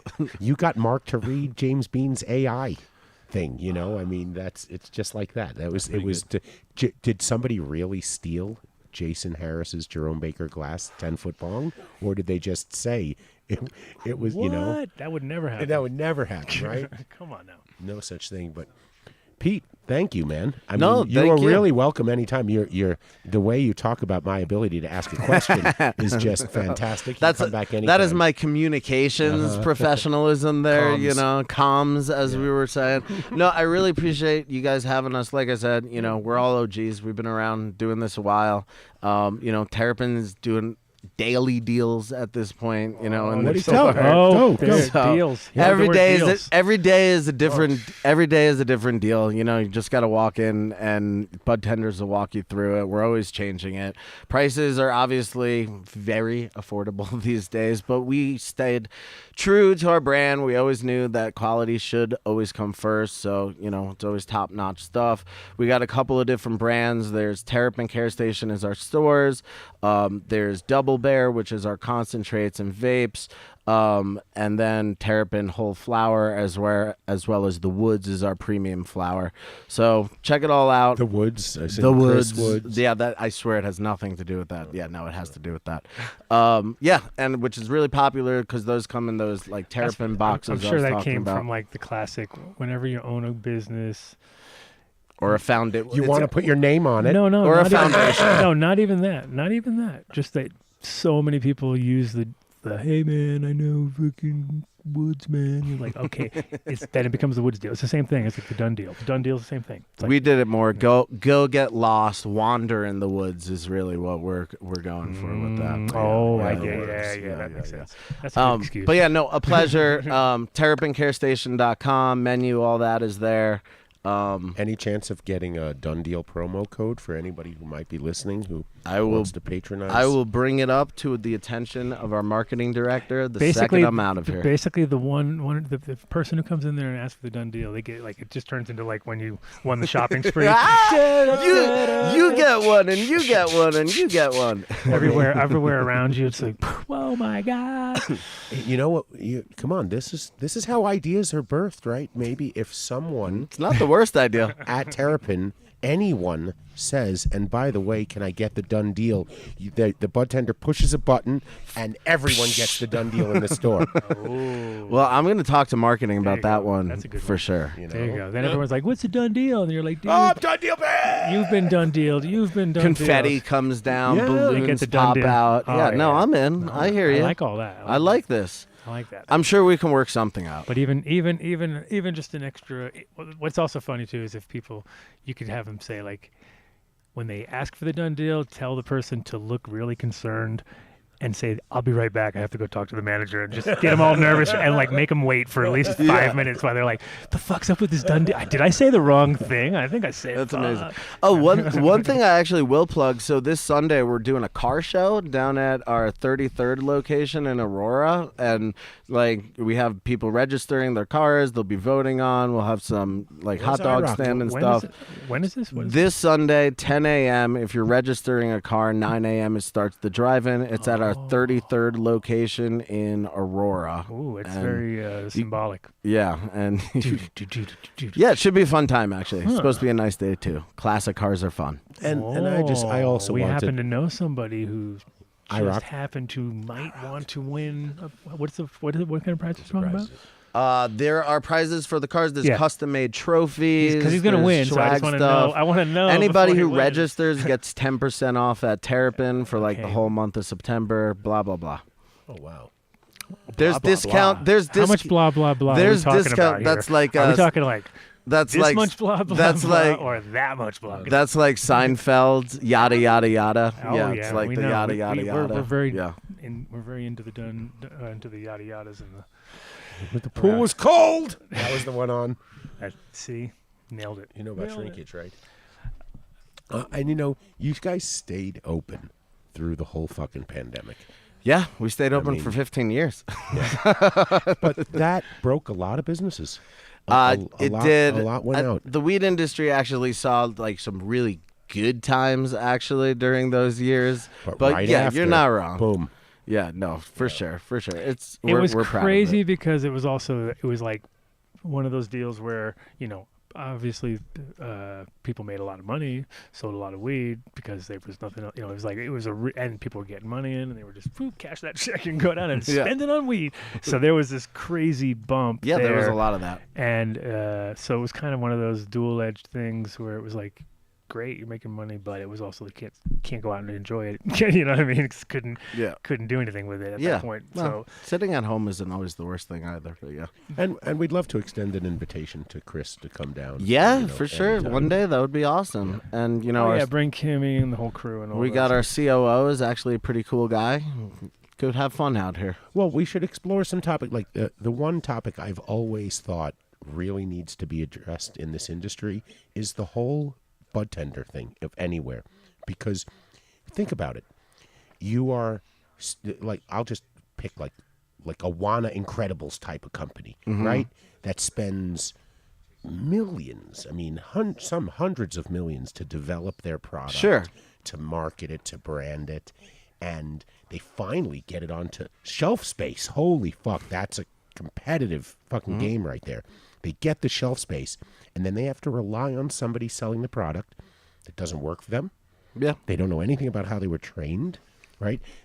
Colorado, I believe, prohibits the direct incentivizing. I don't know if we got rid of that, actually. I don't think we could do it directly. We did, like, what they did was they eased up on sampling, so you can, like, you know, penny stuff out. Penny out, of course, and also sample out your... I mean, there should be a way to recognize... But a lot of what you're talking about, you know, a lot of companies do invest at this point in training. Like, if you're a Wana, like, they have, like, a whole training team who's going down to every dispensary that they're selling, and at some point being like, here's the deal with our product. Here's how you market it. Here's how you talk about it, you know? I would love a way, though, that, like, you as the brand could figure out, like, is there one person in the state that sells the most, like, who sells the most incredible, like, what's that one guy? I would bet that they do, they keep track of that stuff for sure. But yeah. Because I've bought a lot of Wana and Incredibles. Yeah, there's a reason Wana does pretty well as a company. Like, no matter what's happening with the weed industry. Yeah, I go back with Nancy Whiteman to like 2010. Hell yeah, talk about Boulder roots is, you know, like Chris and Nancy were pretty much the ones that came out of Boulder and created, you know, the first brands, you know. Well, I believe their Native Roots started there, of course, too, but like didn't really get the juice until, you know, the money came in and started opening a bunch of stores, but yeah. Shout out to Peter Noble. For dumping millions into the industry. We so thank you. Do you still own Vale? I have no freaking idea. I'm sure he does. I sat in his office. I told you this story. I sat in his office with his kid, and his kid was really cool and understood.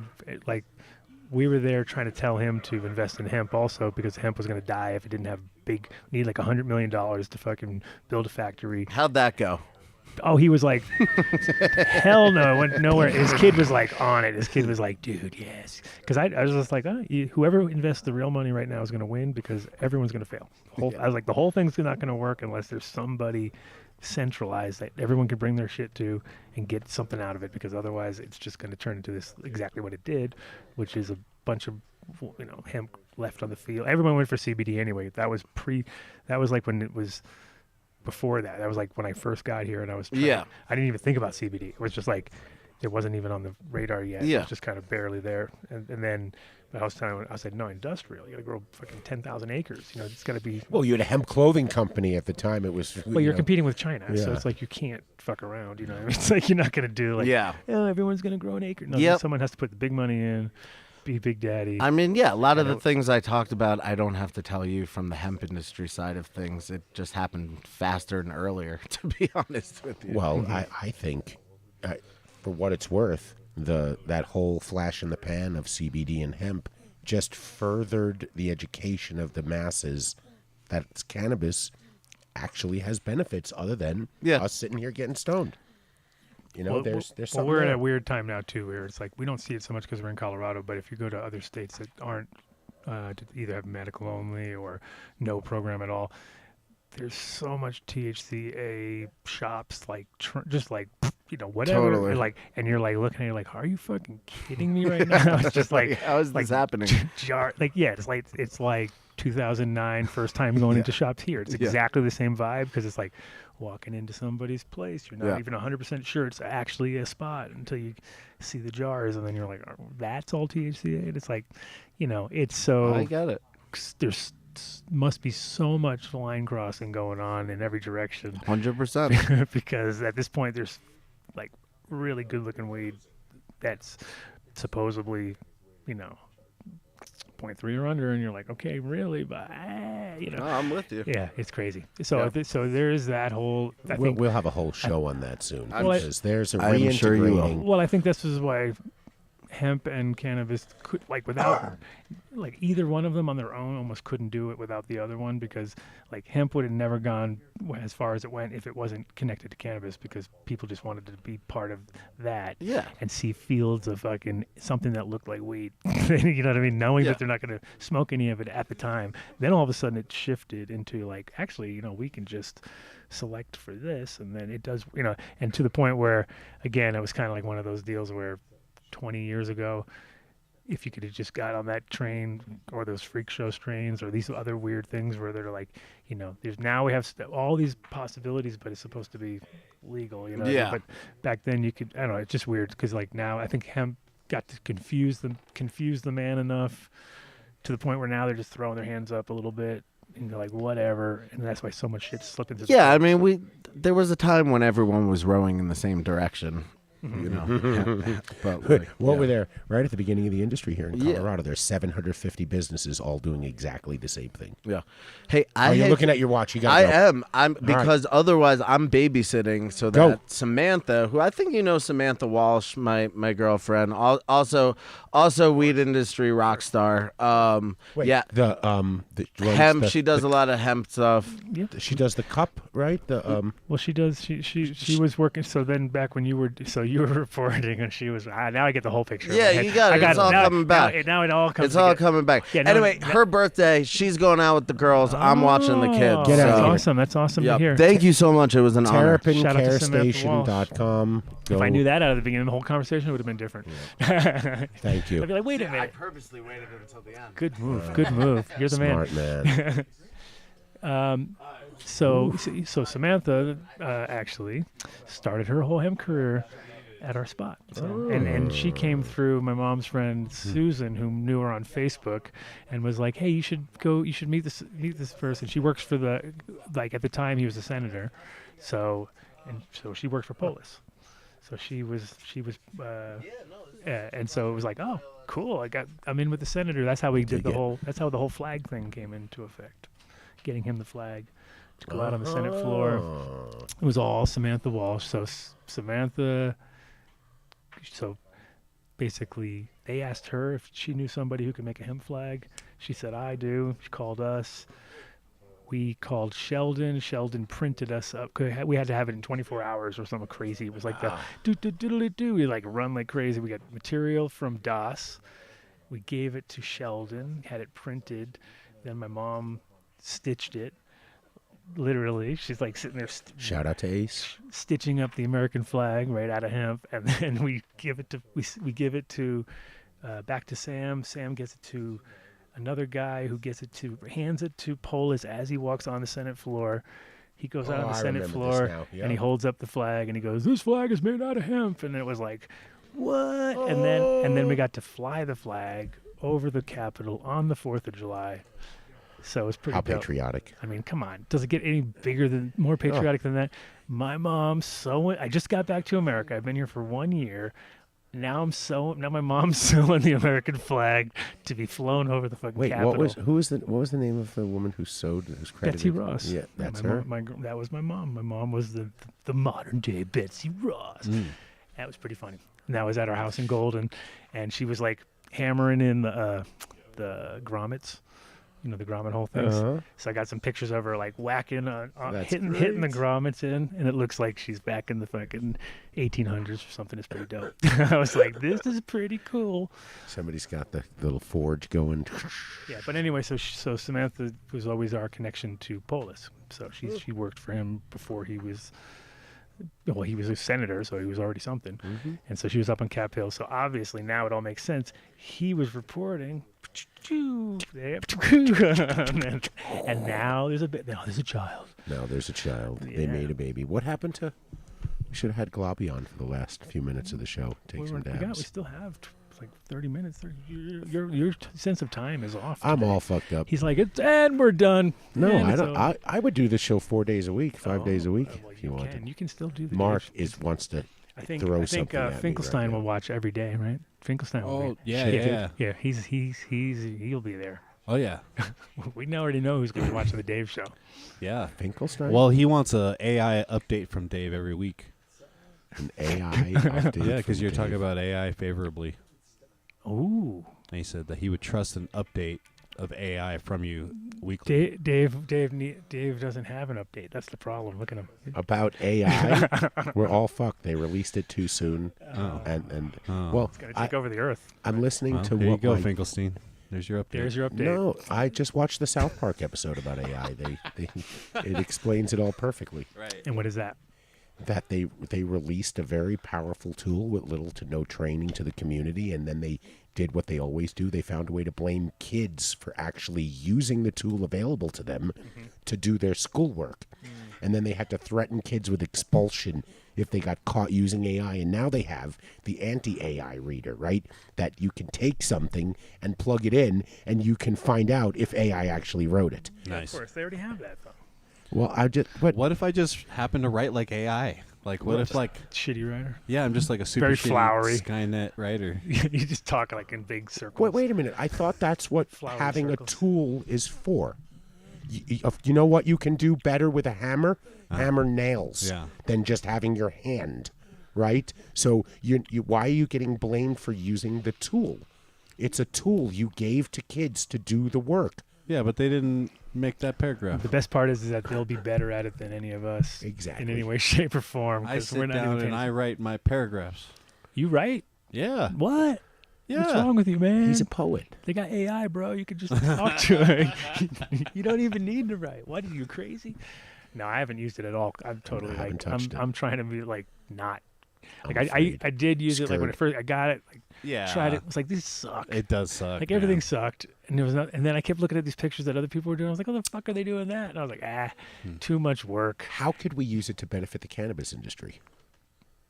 Yeah, crickets. Yeah, exactly. Well, Yeah. ask Finkelstein. He knows everything. Yeah, he does. Finkelstein, how do we do that? Tell us. How do we get? Well, Come on. Finkelstein has $500 in magnets next to his bedside That's not a good forget idea. it. Don't do that. No, we don't want because he hates Finkelstein. Skynet so much. Next to his bed? Yeah. Oh no, you don't. Apparently, it keeps it out of the. I would not put magnets on computers or any of those things. Yeah. That's a bad idea. Bad idea. No.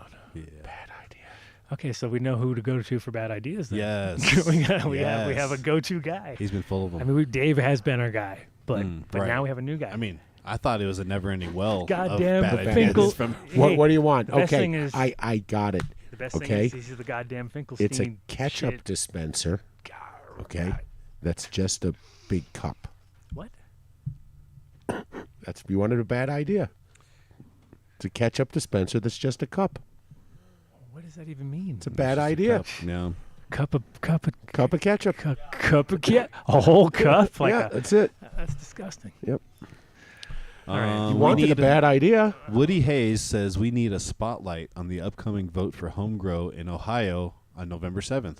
What? Woody, tell us about that. Yeah, tell us we'll about it, break Woody. down- Zooming break in down. and- Actually, well, I'm going to do a show in about 2 weeks with because Andy's is going to hook us up with a group out of Minnesota that's doing a little mini cup. So if we want to do combo, we Combo could bring show. it together because I think Combo. theirs is sooner, but we can go to one and we can talk about another one. How's that? That'll be perfect show.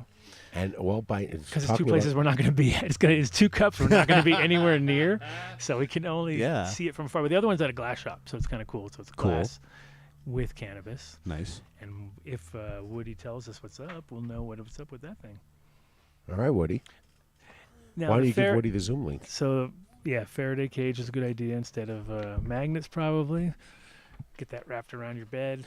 A Faraday cage. Come on, Okay. yeah. If you want to got it. if you want to get all serious, but those things don't really work a lot of times. Like those bags, the Faraday bags. Oh, yeah. Got one, and CC was like, put it in, rang, there it goes right through, no problem.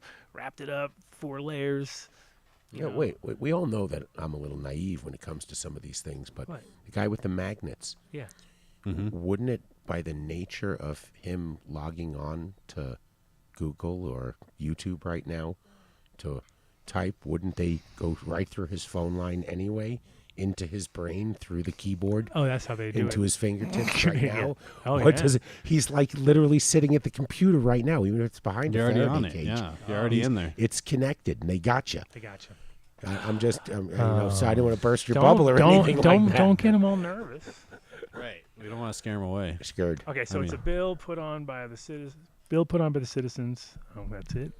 I'm not the authority on the bill, but I will find out. Okay, what do you? Okay, Boom. Find all out what's right, up. okay. Give us the info. Well, we have a new reporter, Peter. He'll be joining us, and so we can just turn it over to him and let him come on and Just do all the Just work. because he said he loved everything you do, Dave. No, I just put. I guess if you really look at it, I might have pissed off the MJ BizCon people by asking them questions and putting them on the spot. No, We'll dude, see if they deny our w- press with- passes. without we know even I thinking did. about it. Without even thinking about it, what I suggested is the most simple thing that they could do without taking any blame in any way, shape, or form. Just give an option. Give us an option. Give us a fence to go stand behind that says it says the logo. They have an opportunity to put more logos and make more money. They could that's a lot of real estate. Right. Be like, hey, you want to pay $10,000 to sponsor the smoking area where all the cool people are going to be? Yeah. Well- and then they do that, and they just made $50,000 on 5 sponsors around that little stupid booth, which to them is peanuts. I know. I mean, 50,000, dude. But that's not a thing. From Cleveland.com. Bipartisan bill would legalize cannabis for adult use, allow home grow. A Yes. bipartisan pair of Northeast Ohio lawmakers are sponsoring a bill that would legalize recreational marijuana, including allowing up to 6 cannabis plants to be grown per household. It's called the Adult Use Act and is awaiting the first committee hearing in the Ohio House Finance Committee.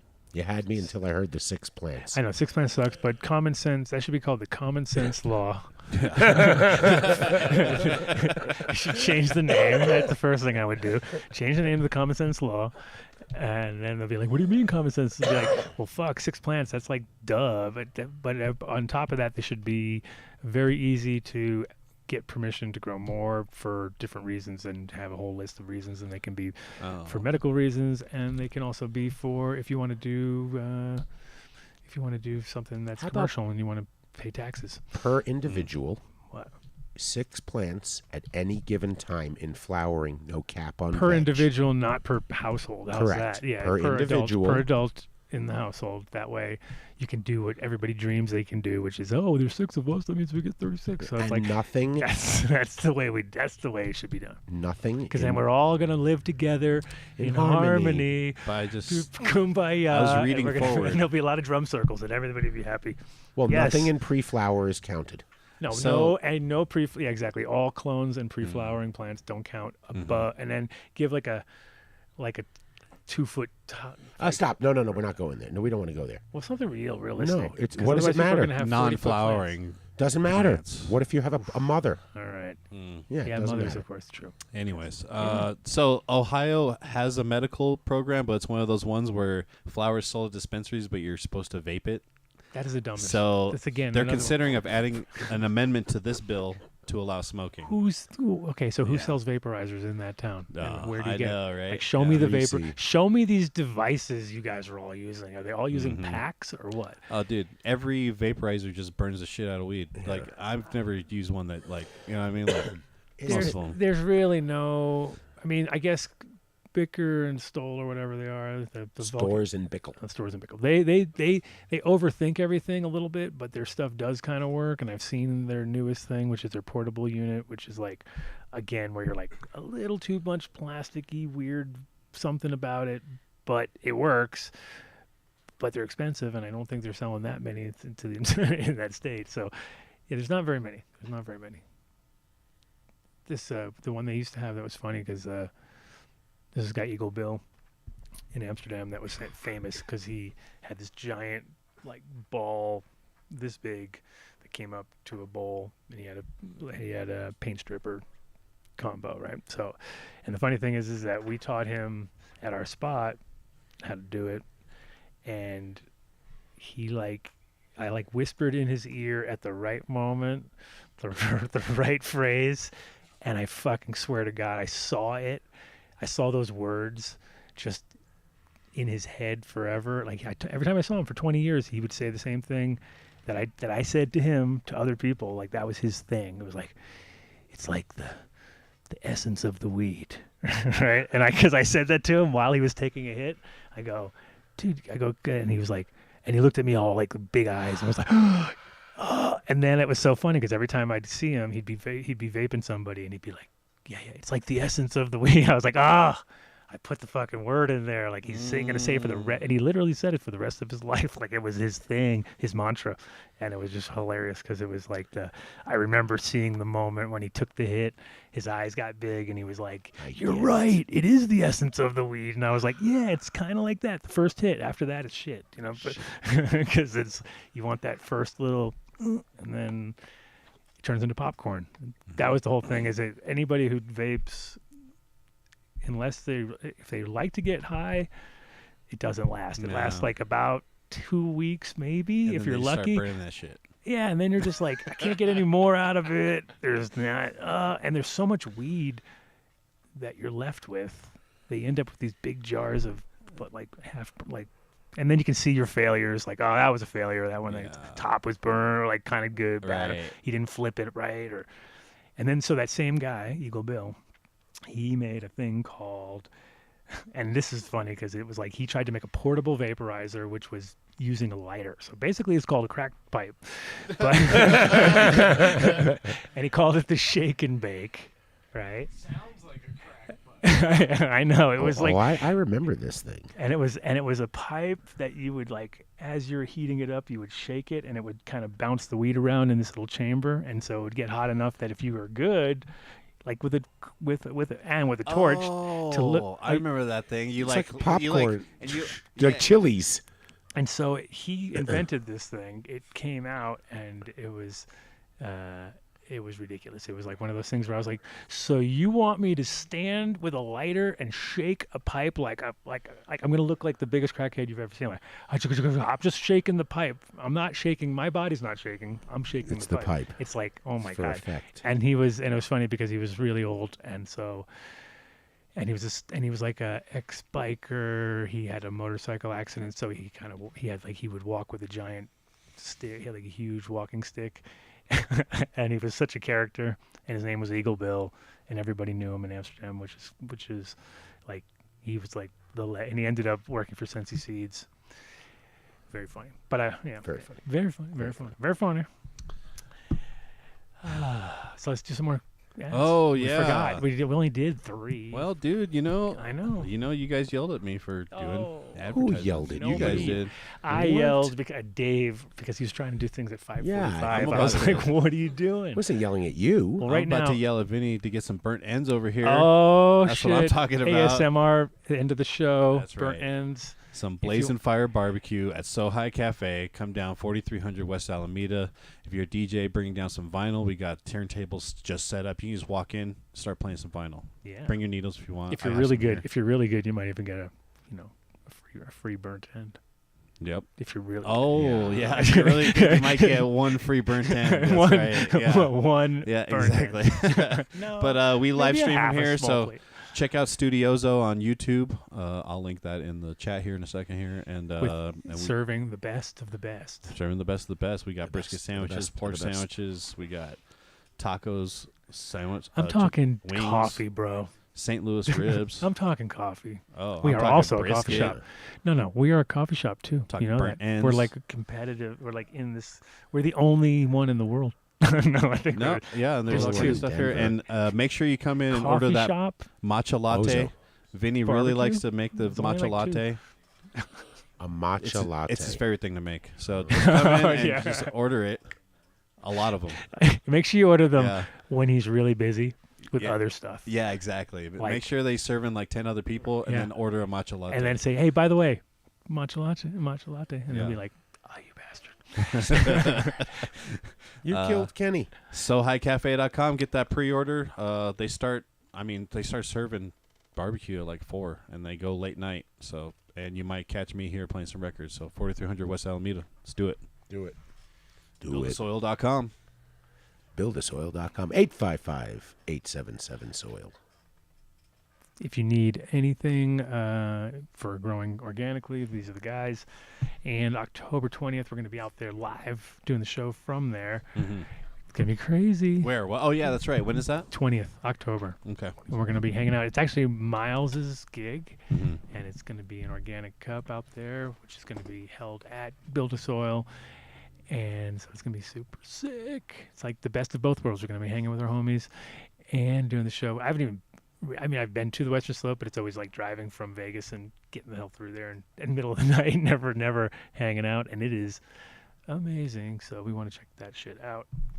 That's right. 855-877-SOIL. Get the done deal. That's right.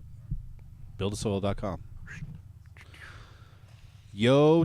YoTip.com. And we've been plugging these guys. We plug them all the We time. plug them all day long because we love them. We Dave- plug them because you love them. Dave just got back from a trip from Vegas. Dave has said the word yo tip like 17,000 times in the last 48 hours. If you're in Vegas, go to Planet 13. They're available. They're live and direct They're live right now. and direct.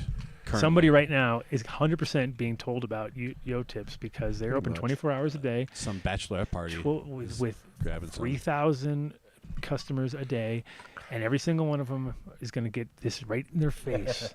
Just I mean, placed there. look, the Did you get product- placement up front? Did you get them? Yeah, they're right near every register. That is so dope. It- You know that's killing it. The product just resonated with me.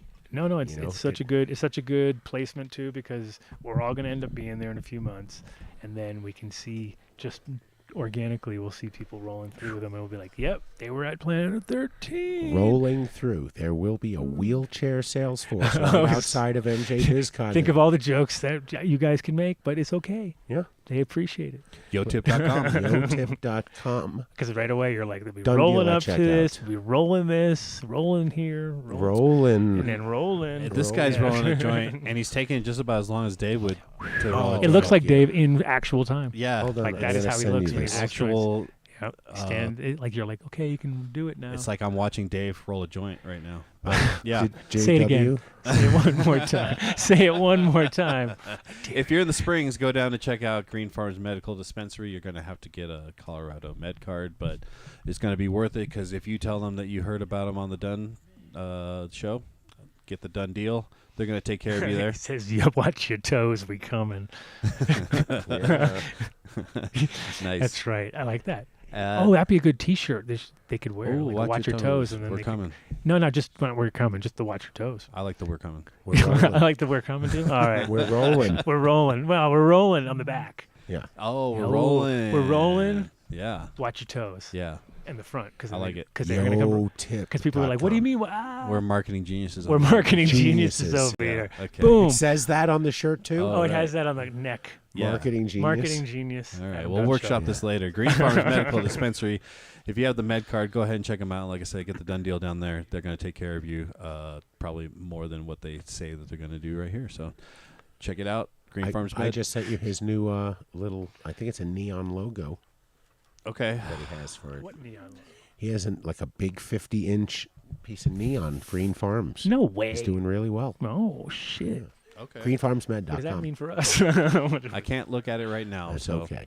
we'll check it out later. Did Greenbros.com. you get? I didn't hear anything back. Did you talk to him? I saw the yeah. thing. I said, okay. I didn't. hanging out. Oh, it's like a big neon sign, Green Farms Med. That's You got nice. it? Oh. Yeah, here, actually, I'll do it now. Pull it because- up. Boom, boom, boom, Boom. boom. How big is that though? Really? 50 inches, he said. Hella big. Oh, it's like a TV. Yeah. Yeah. Yeah. Ooh. Yeah. Hey, we can think of We TV can watch terms. the Super Bowl on it. Super Bowl.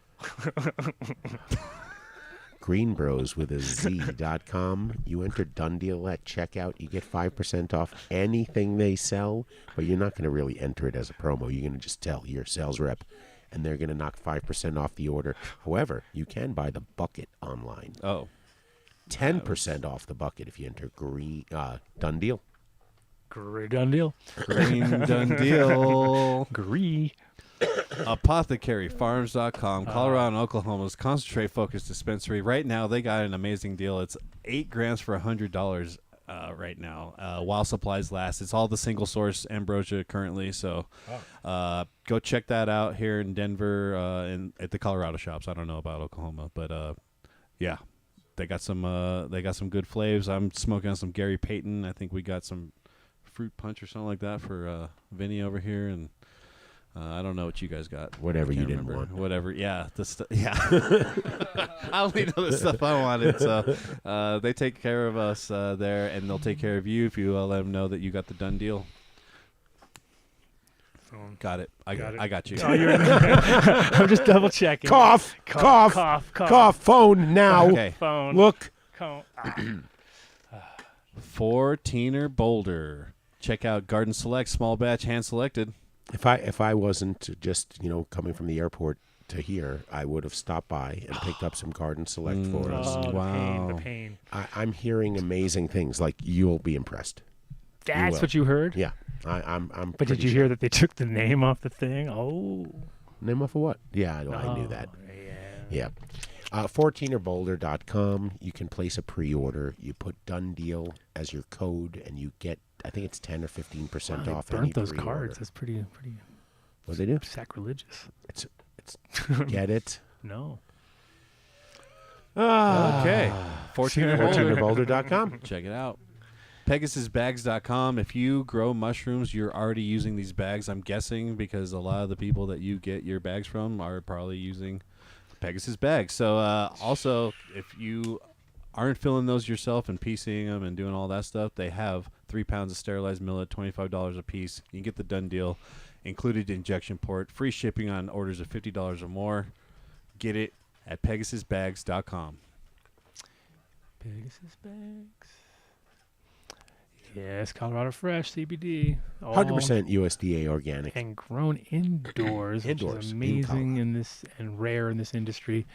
They also have organically grown indoor flower if you want to go on their website. And they also have, obviously, the salves and tinctures and all those things. And you can do custom stuff with them if you want to. He's also doing a line now with Jerome Baker. You see their line. This is all the same Colorado Fresh CBD, which is, again, indoor grown, just like cannabis is treated that way. A lot of other products are made. Even the local stuff is made, it's a big field. They cut it down. They throw it in a super sack. It sits in a place. It gets run through. They turn it into either isolate or distillate.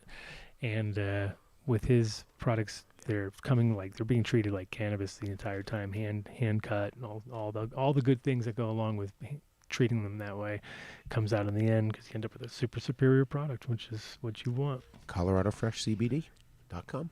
Yeah. Shout outs to the Globfather. Oh, Globby. yeah, Globster. You need to do Globster the Lobster now, bro. Oh, It's man. come on, dude. Lobster line. Lobster, like bro. the hot, like the super like That's what lobster line. Perfect, because you got Halloween coming up, bro. And last year, I remember you were M&M's, right? I'm Mario this year. Oh, you've already planned your fucking costume, bro. So TakenTopsCannabis.com. I think Globster the Lobster would be a way better costume. Lots of stuff to wear. Check it out. Go to his Discord channel. that's 'Cause when right. you took a hit, it would look dope. I mean, go check out the Telegram channel, because that's where it's at there. You go check out TakingTopsCannabis.com. Check it out. Hortitech Direct. There was a solar convention at the Venetian, so I was talking to the guy. He was telling us that he makes these transformers for the solar industry, and they sell into the cannabis community all the time right now. And greenhouses are a huge customer for them. So I was telling him about Hortitech Direct. Nice. Double walled. All the mechanics for your light dep are on the interior greenhouse, so it's not affected by any of the climate outside. I just can't help but recall the conversation we had with the North Dakota grower. Minus 70 degrees outside for 3 days. 72 degrees With inside. 40, 50 mile an hour winds, constant, and looking nasty as fuck. So. Yeah. Craziness. HortitechDirect.com. Crazy. Tell them you heard about it on the Adam Dunn show. They'll definitely be at the MJ. We need to for figure out sure. some angles with them. Well, yeah, and again, buy a greenhouse, get 6 free brushes. Wow, they timed you rolling that joint 2 hours and 4 minutes. Wow, 2 hours. that's crazy, dude. Culture put out a message yesterday. My bad. That they are shutting their doors for a while. They said they're gonna be open back in 2024. They just have to kind of like regroup. I wasn't sure last week, so I left it in just in I case. know. Wait, let's go back to 2 hours and 24 minutes it took for me to roll a joint, motherfuckers. Oh, they forgot that you rolled a couple in between. Yeah, a couple in between. Terp wipes. Terpwipes.com/done Oh, deal. the No globby. need to enter a promo code. It does it for you. That's right. It'll say coupon code applied successfully. Terpwipes.com/done deal. Get all scared because I'm just running out, but I got more stashed. Nice. Scary. Yeah, I found Oh. a stash the other day too. Just That give me a week's notice. It's all it takes to saved ship. me. Bio365.com. If you are a licensed grower, if you're a grower of anything, if you have just a vegetable garden going and you use a lot of soil or a lot of grow medium, reach out to Tim at bio365.com and he will take care of you. He will put a mix together and you'll grow side by side. Do a harvest. You'll see what you say. If See one what of you like. these mixes don't work for you, look at all this. Look at all They that. got them. Look at all that. Look at them all. Look at them all. All right. Yeah, they have definitely like 9 different ones. Numbnuts. Co.com. They are the shit when it comes to, well, there ain't no competition in the peanut butter world, is CBD there? and THC nut butters. And you can get all the CBD stuff delivered to your door. And if you are in Colorado, you can click on the Find Your Nuts button and check out these fine dispensaries here in Colorado where they sell the 1,000 milligram THC peanut butter, which we all fight over when it gets here. Numbnutsco.com. We love those guys. They're also affiliated with Breckenridge Organic Therapy, which actively encourages you to go ahead and tell everybody in the store that if they place a pre-order by using Done Deal, they get 10% off everything. That's right. That's right. Oh, I was wearing my Oh, hoodie. yeah. That's good a nice. hoodie. I like that. That's a good yeah, one. With the, like, earled out bear. Yeah. Yeah. Yeah. Yeah. It's nice. Earled out People bear. people commented on it, man. That's right. I like your shirt, man. I like your shirt, dude. It's like, wow. Yeah, I always get a comment or two when I wear it. So, numbnutsco.com and BreckenridgeOrganicTherapy.com. SunscapeLED.com.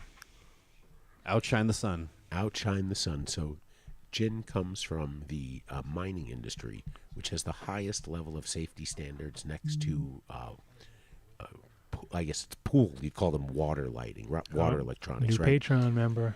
All you need to do is spray them Pee-pee. with a little Windex, Pee-pee. clean them off with a towel. You can pre-program your lighting spectrums. If you're just getting into growing, they have pre-programmed, so you just click it and go. As you become a guru or a Jedi grower like Adam, and you want to define or readjust, you can adjust all the And spectrums. Jesse Benton. 2 new members. 2 I new know. Patreon members. They keep popping in. Finkelman got a Was it PP? Patreon. Is Yeah. it PP? PB. Oh, PB or PP? PP. I think it's PP. That's I think fine. it was PP. Yeah, sure. Oh, that's That's what I Yo-Tips. saw. I don't doubt it. I mean, I saw it. Well, it just flashed for a second. So I saw Yeah. PP. PP has joined. yeah. Okay, so we know it's the Finkelstein PP. I once denied him Patreon. Sunscape LED. He got denied Patreon. Did Yeah, he get that's right. kicked out of the other thing already too? I don't know.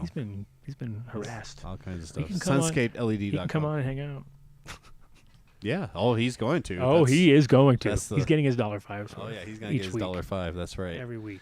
SeedsHereNow.com. If you need some genetics, if you need seeds, this is your guy right here on the internet. James Bean, man James. on the scene. That's right. They got many breeders, all of them vetted growers here, and we got all kinds of on sales. They have a flavor of the month, the breeder of the month sales. September is the Appalicious flavor of the month, so a blend of London pound cake and apple infused delights. We got key sale dates, flash sale weekends, September 2nd to the 3rd, September 9th through the 10th, September 16th through the 17th. All the weekends, basically. 12 a.m. So to tomorrow is the 12 midnight. 16th and 17th. Yeah, for sure. So flash sales, all kinds of stuff. Go check it out. SeedsHereNow.com. Yes, Done yes, deal. yes. Check And James, if you're listening, come on. Is he in the chat? I haven't seen him in the chat today. He might not be listening. I'll send him a message. Do it. Do it, man. Do it. Do it. AdamDunnShow.com. Click on show merch. And Yes, sir. go pick up some of our Pick up some of our wares. merch. Support the show. I mean, there's all kinds of stuff. Show the people It's that not you just- listen to two douchebaggy dudes who Yeah, sit there, right? yeah, that's right. Two dumbass douchebag guys. Yeah. Yeah. Come on, support this guy. Look at him. Maybe we should- Look at this guy. I need He your needs- support, he guys. needs- I'm hitting the Look at him. wall. Look at Get him. one of these Look, shirts. Get one Team of these. Warp. The So we can motherf- get some Team The Warp gear? motherfucking Adam Dunn show. Get it glared at when you were Dude. shopping. Check it out. What? When Black you on get the black? hoodies, Yeah. the print goes over the fucking strings. How does dude. that work? I'm just kidding. I'm messing with you. But I think it's just, bad I don't know if photoshopping. that works that Whatever. way. It's fine. Does it work that way? No, it doesn't work that way. I think that's a fuck up. It's just that's just There's a couple, and It's fine. there's some designs in there that were very limited, old THCs. old school ones that were printed. Oh, ones. yeah. Some of them that were never printed. Yeah. Not to mention all the Team Work gear. We have to get some Suburban House Radio stuff in there. Is there? No, we have. Oh, we we're about should. to get. We should. Yes, sir. Right. And that's coming up on what? Look at that. Is that 2013? What year does that say? What? Where? Does that have date on it? On this? Yeah. Carnival. Yeah. Carnival. Yeah. 2013. It means Yes. 10-year anniversary. That was 10 years ago? Yes, sir, Bob. You see that? That's great. Isn't that great? AdamDunnShow.com. Yes, Hey, sir. hey, And shout out to that Mr. brings us- X. He comes here every week after week, and sits in the studio audience. He gets Woody here Hayes early is to now get a on the chair. board. All of our crews on board Oh, now. boy. They're all Patreon is starting to grow. Parchment Posse. That's Parchment right. Posse. The Patreon Posse is That's right, growing. dude. by the second. That's right. Thank Shout you, out to Woody. everyone, for listening to our show. And if you come into the Patreon, not only do you get videos of Adam's grow and all the stuff that he's into right now, we get the Zoom link to you animals and let you into the Yeah, chat. you guys can come hang You out. guys can come in and talk to And show us Adam your grow. And show us Dave. your grow. Oh yeah, come show us your grow Or whatever you want See to what you're up to. Come show us your grow. Yeah. Why not? I love that. Why the hell not? If Why That's not? what Love everybody it. does It's on anyway, because Patreon, we're all yeah. hanging out. We got Mike Yeah. Denver showed his grow. We've had a bunch. Yep. We've had a Yes, bunch. he did. That's right. So That's right. come on through. Mm-hmm. If you're in Denver, come get some food. Definitely. 4300 West Alameda, Blazing Fire Barbecue at So High Cafe. Boom. Mm-hmm. Yeah. What, so what else you got? what else do I got? That's about it. Oh. You got one more thing? No. I mean, No. Yeah. no, maybe. I do. You do. Hold You're on. hesitating. You do. I'm just trying to. You know you walked a marathon today, right? Do you know that? 30,000 steps. It's pretty good. So this show has not added a single step. I am. I'm putting a link into Studiozo's YouTube, and that's where we go live here from So High Cafe, and we do DJ sets. We've had Telescopic on quite a bit with his Might Delete crew and everybody doing lots of sets. And now that I'm back in town, I'm gonna come hit up some So High sessions soon here. Mm-hmm. Sounds good. And next week, I've got Carl Termini coming on from Termini Glass. So There's he somebody coming on from Remind, too. okay. So remind me about that next week as we and I will remember. But we may be able to put a flyer out early because we might actually have a whole show figured out for once in the fucking blue moon. Because I know Don't Carl do it. Who will cancel? Someone will cancel. Well, no, Carl won't cancel. Carl's living. Well, it's crazy too because Carl is calling in from Rio or somewhere near Rio. He's like the most extreme guy ever. Because like every time I talk to him, it's something crazy. He's like, he said there's 15 different like skirmishes going on with battling between the gangs and the police, and he's Whoa. living in like a favela in fucking. Even though he's like he doesn't have to be there, I think, but he's studying jiu-jitsu, Brazilian jiu-jitsu, living in a favela with gun battles going on and craziness around him. And I'm like, Whoa. wow, this sounds like a show already. But he really wants to come and talk about back in the day in Amsterdam.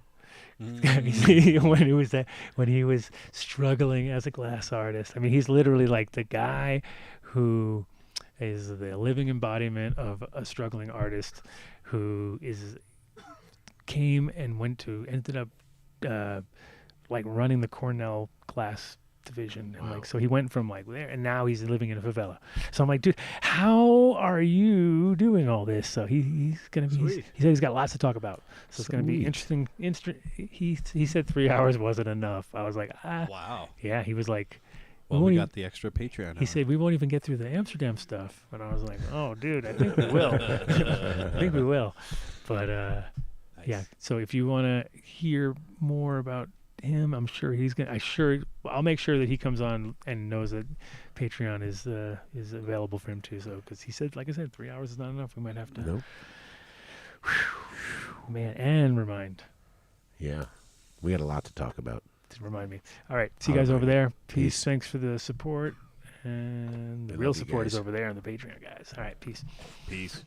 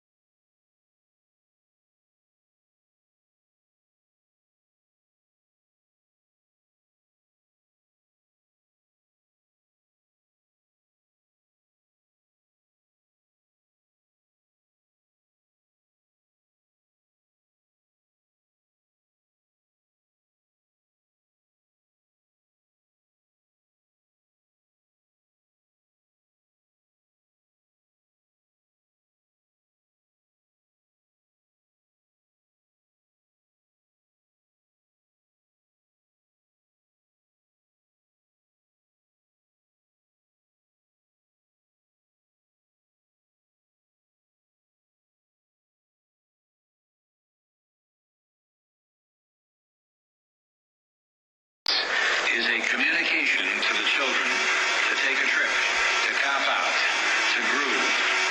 The psychedelic jackets on the record albums have their own. This is a special question. We don't want you to smoke genetically modified ganja. We want you to smoke the real thing. Me? We want you to smoke the natural herb. Sweet. Some call it